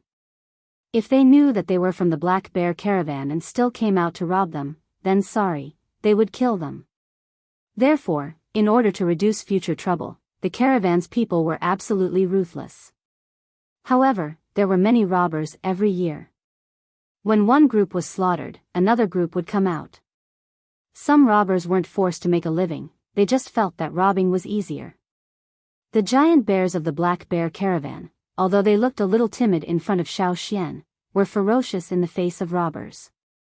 Xiao Xian saw the giant bears directly tear people in half several times, but they rarely ate human flesh. If the giant bears were hungry, the caravan's people would find food for them. These giant bears had a wide range of food, from grass shoots, berries, ants, bird eggs, river fish, and so on. Sometimes they would follow the caravan's people to eat the prey they brought back. They would even eat a little of the half-rotten beast's corpse that had been bitten to death by other beasts on the road. Fortunately, most of the places they passed through were mountains and forests, and there was a lot of food around, so they would not starve on the road. After 2 or 3 days of rest, Xiao Xian had almost recovered. Some of the prey he hunted was also given to the caravan. The giant bear that carried him for 3 days was also rewarded a lot, so much so that the giant bear would approach Xiao Xian to ask for food when it saw him. The caravan walked all the way to the Black Bear Caravan stronghold outside Amba City. The giant bears carried the goods up the mountain. The caravan's people would not enter the city immediately. They would first unload the goods they brought back from the royal city here, then transport them bit by bit into Amba City. Xiao Xian brought 8 bags of grain from the royal city this time. Ji Ju gave Xiao Xian 10 bags of golden grain from the golden grain fields, sold 2 bags to the Black Bear Caravan, and brought the remaining 8 back. Of course, the most important thing was the good seeds he brought back from Ji Ju. These had to be kept well. There were also some axes from Gongjiaheng. They had to bring back a lot of goods. Let's wait for a few days. It's almost winter now. The tribe will come to Amba City again to sell the animal skins they've stockpiled. Then we'll go back with them, suggested Guang Yi. Guang Yi was worried about being robbed. He and Xiao Xian would not be able to take care of the goods. The Black Bear Caravan would not escort them all the way to the tribe, so it was best to wait here for a few days. They should be able to meet the tribe's trading team soon. Xiao Xian thought about it and agreed. He had followed the trading team out around this time last year. If Duo Kong brought a trading team to Amba City, the Black Bear Caravan would definitely know. Xiao Xian asked Mao Da to help ask around. So far, no trading team had come. Then let's continue waiting, decided Xiao Xian.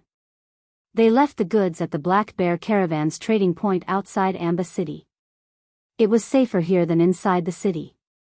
When Mao Da brought the goods to Amba City, he said to Xiao Xian, "You guys stay here for now. If I see any Yanjiao people, I'll send a message."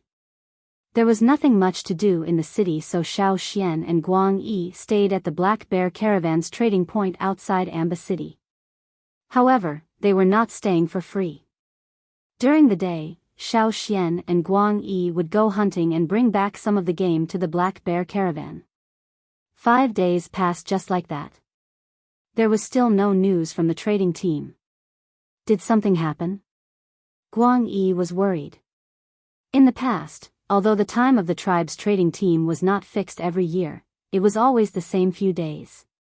In the past, the trading team was rarely delayed for too long, unless something happened that delayed their travel time. Luckily, they did not see any Taiha people. If they only saw Taiha and not Yanjiao, then something must have happened to Yanjiao. Let's continue waiting. If we still don't see them in 5 days, we'll go back first, decided Xiao Xian. On the 4th day after Xiao Xian said that, Mao Da finally sent someone to inform them that Yanjiao and Taiha's trading team had arrived. There did not seem to be anything wrong. Xiao Xian was slightly relieved. The messenger led Xiao Xian to a place outside Amba City. There were also people who went to transport the goods. Yanjiao and Taiha's trading team brought a lot of furs. They had to move the goods. At the same place, in the same forest, Xiao Xian saw Duo Kang's team. Seeing that everyone was safe, Xiao Xian and Guang Yi sighed in relief. Seeing Xiao Xian and Guang Yi, Duo Kong was overjoyed. You're finally back. The rewards were secondary. Coming back alive was the most important thing. What's wrong? Why are you guys so late? Asked Xiao Xian. Duo Kang's joy faded as he shook his head. Just a small matter. We'll talk about it when we get back. Oh right, what are you guys carrying? Guang Yi ordered his men to move the grains and weapons over from the black bears.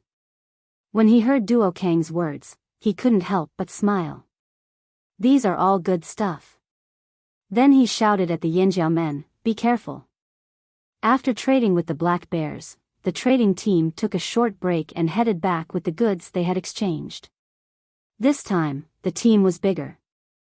Xiao Xian was not worried about being robbed. Although there were some robbers along the way, it was still considered smooth sailing. On the way, Xiao Xian and Guang Yi told Duo Kong about the royal city. Other than the 1,000 grain gold, they picked out a few details. Some things were better left unsaid on the road. Other than the Yinjiao people, there were also Taiha people around. Why did you guys delay the trade? Asked Guang Yi.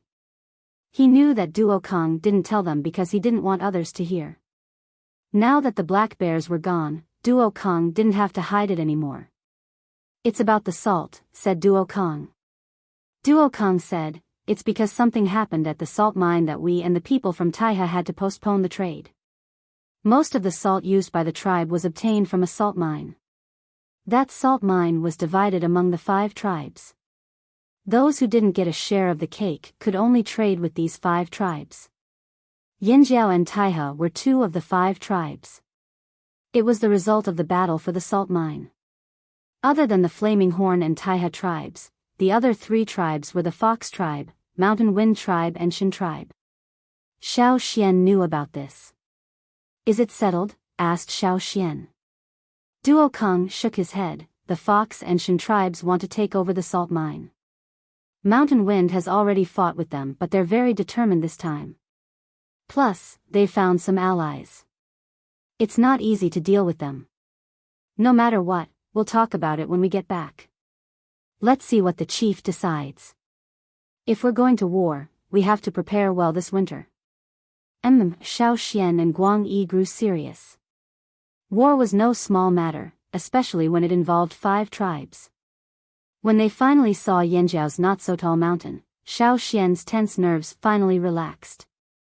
Whether it was in the royal city or on the road, he always had to be on guard.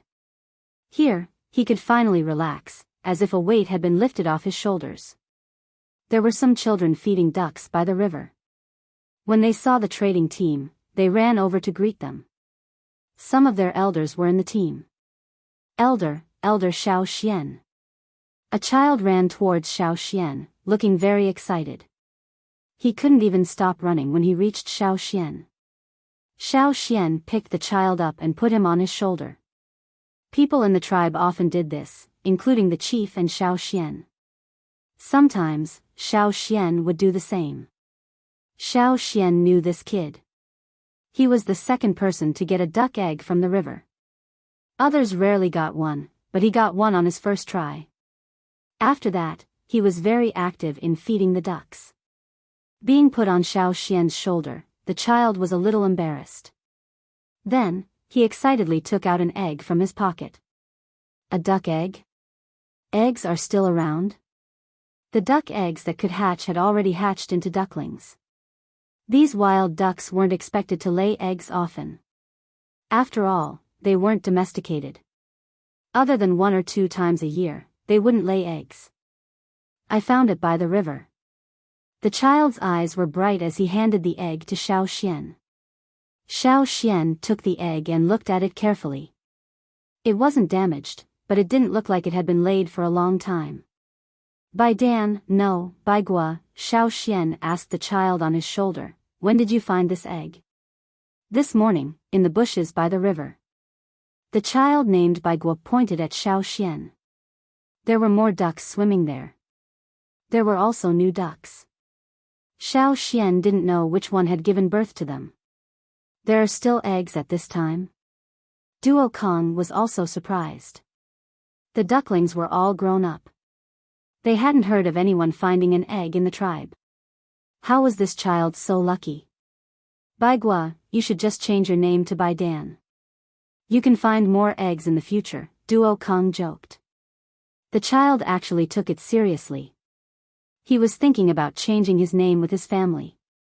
Speaking of eggs, Xiao Xian, go and see that green duck later, Duo Kong said. That fat green duck? Xiao Xian was surprised. What's wrong with it? If it could attract new female ducks, then the fat duck should be fine. Duo Kong clicked his tongue and didn't explain. You'll know when you see it. It's in the duck shed at the foot of the mountain. The shed you guys built for it. After crossing the river and entering the tribe, Xiao Xian put Baigua down. He didn't rush up the mountain. Instead, he walked towards the duck shed. He noticed that while he was gone, another row of duck sheds had been built at the foot of the mountain near the river. There were ducks of different colors moving around inside. He walked into the shed that was built for the green duck. Other than the small door for it, the door for humans seemed to have not been touched in a while. It was covered in a layer of dust. As soon as he opened the door, Xiao Xian felt a murderous aura coming towards him. It wasn't strong, but it was obvious. It was more like a threat. However, the murderous aura quickly disappeared. Xiao Xian looked over. In the nest made of hay, the fat green duck was squatting there. Its wings were spread open as if it was trying to hide something. However, there were too many things under its wings and it couldn't cover them all. From the small part that was exposed, Xiao Xian knew that there were duck eggs under its wings. This duck was incubating eggs. You're tuning into the Biyao's Wuxia Chronicles YouTube channel. Don't forget to subscribe and join us on this journey to catch the most captivating stories.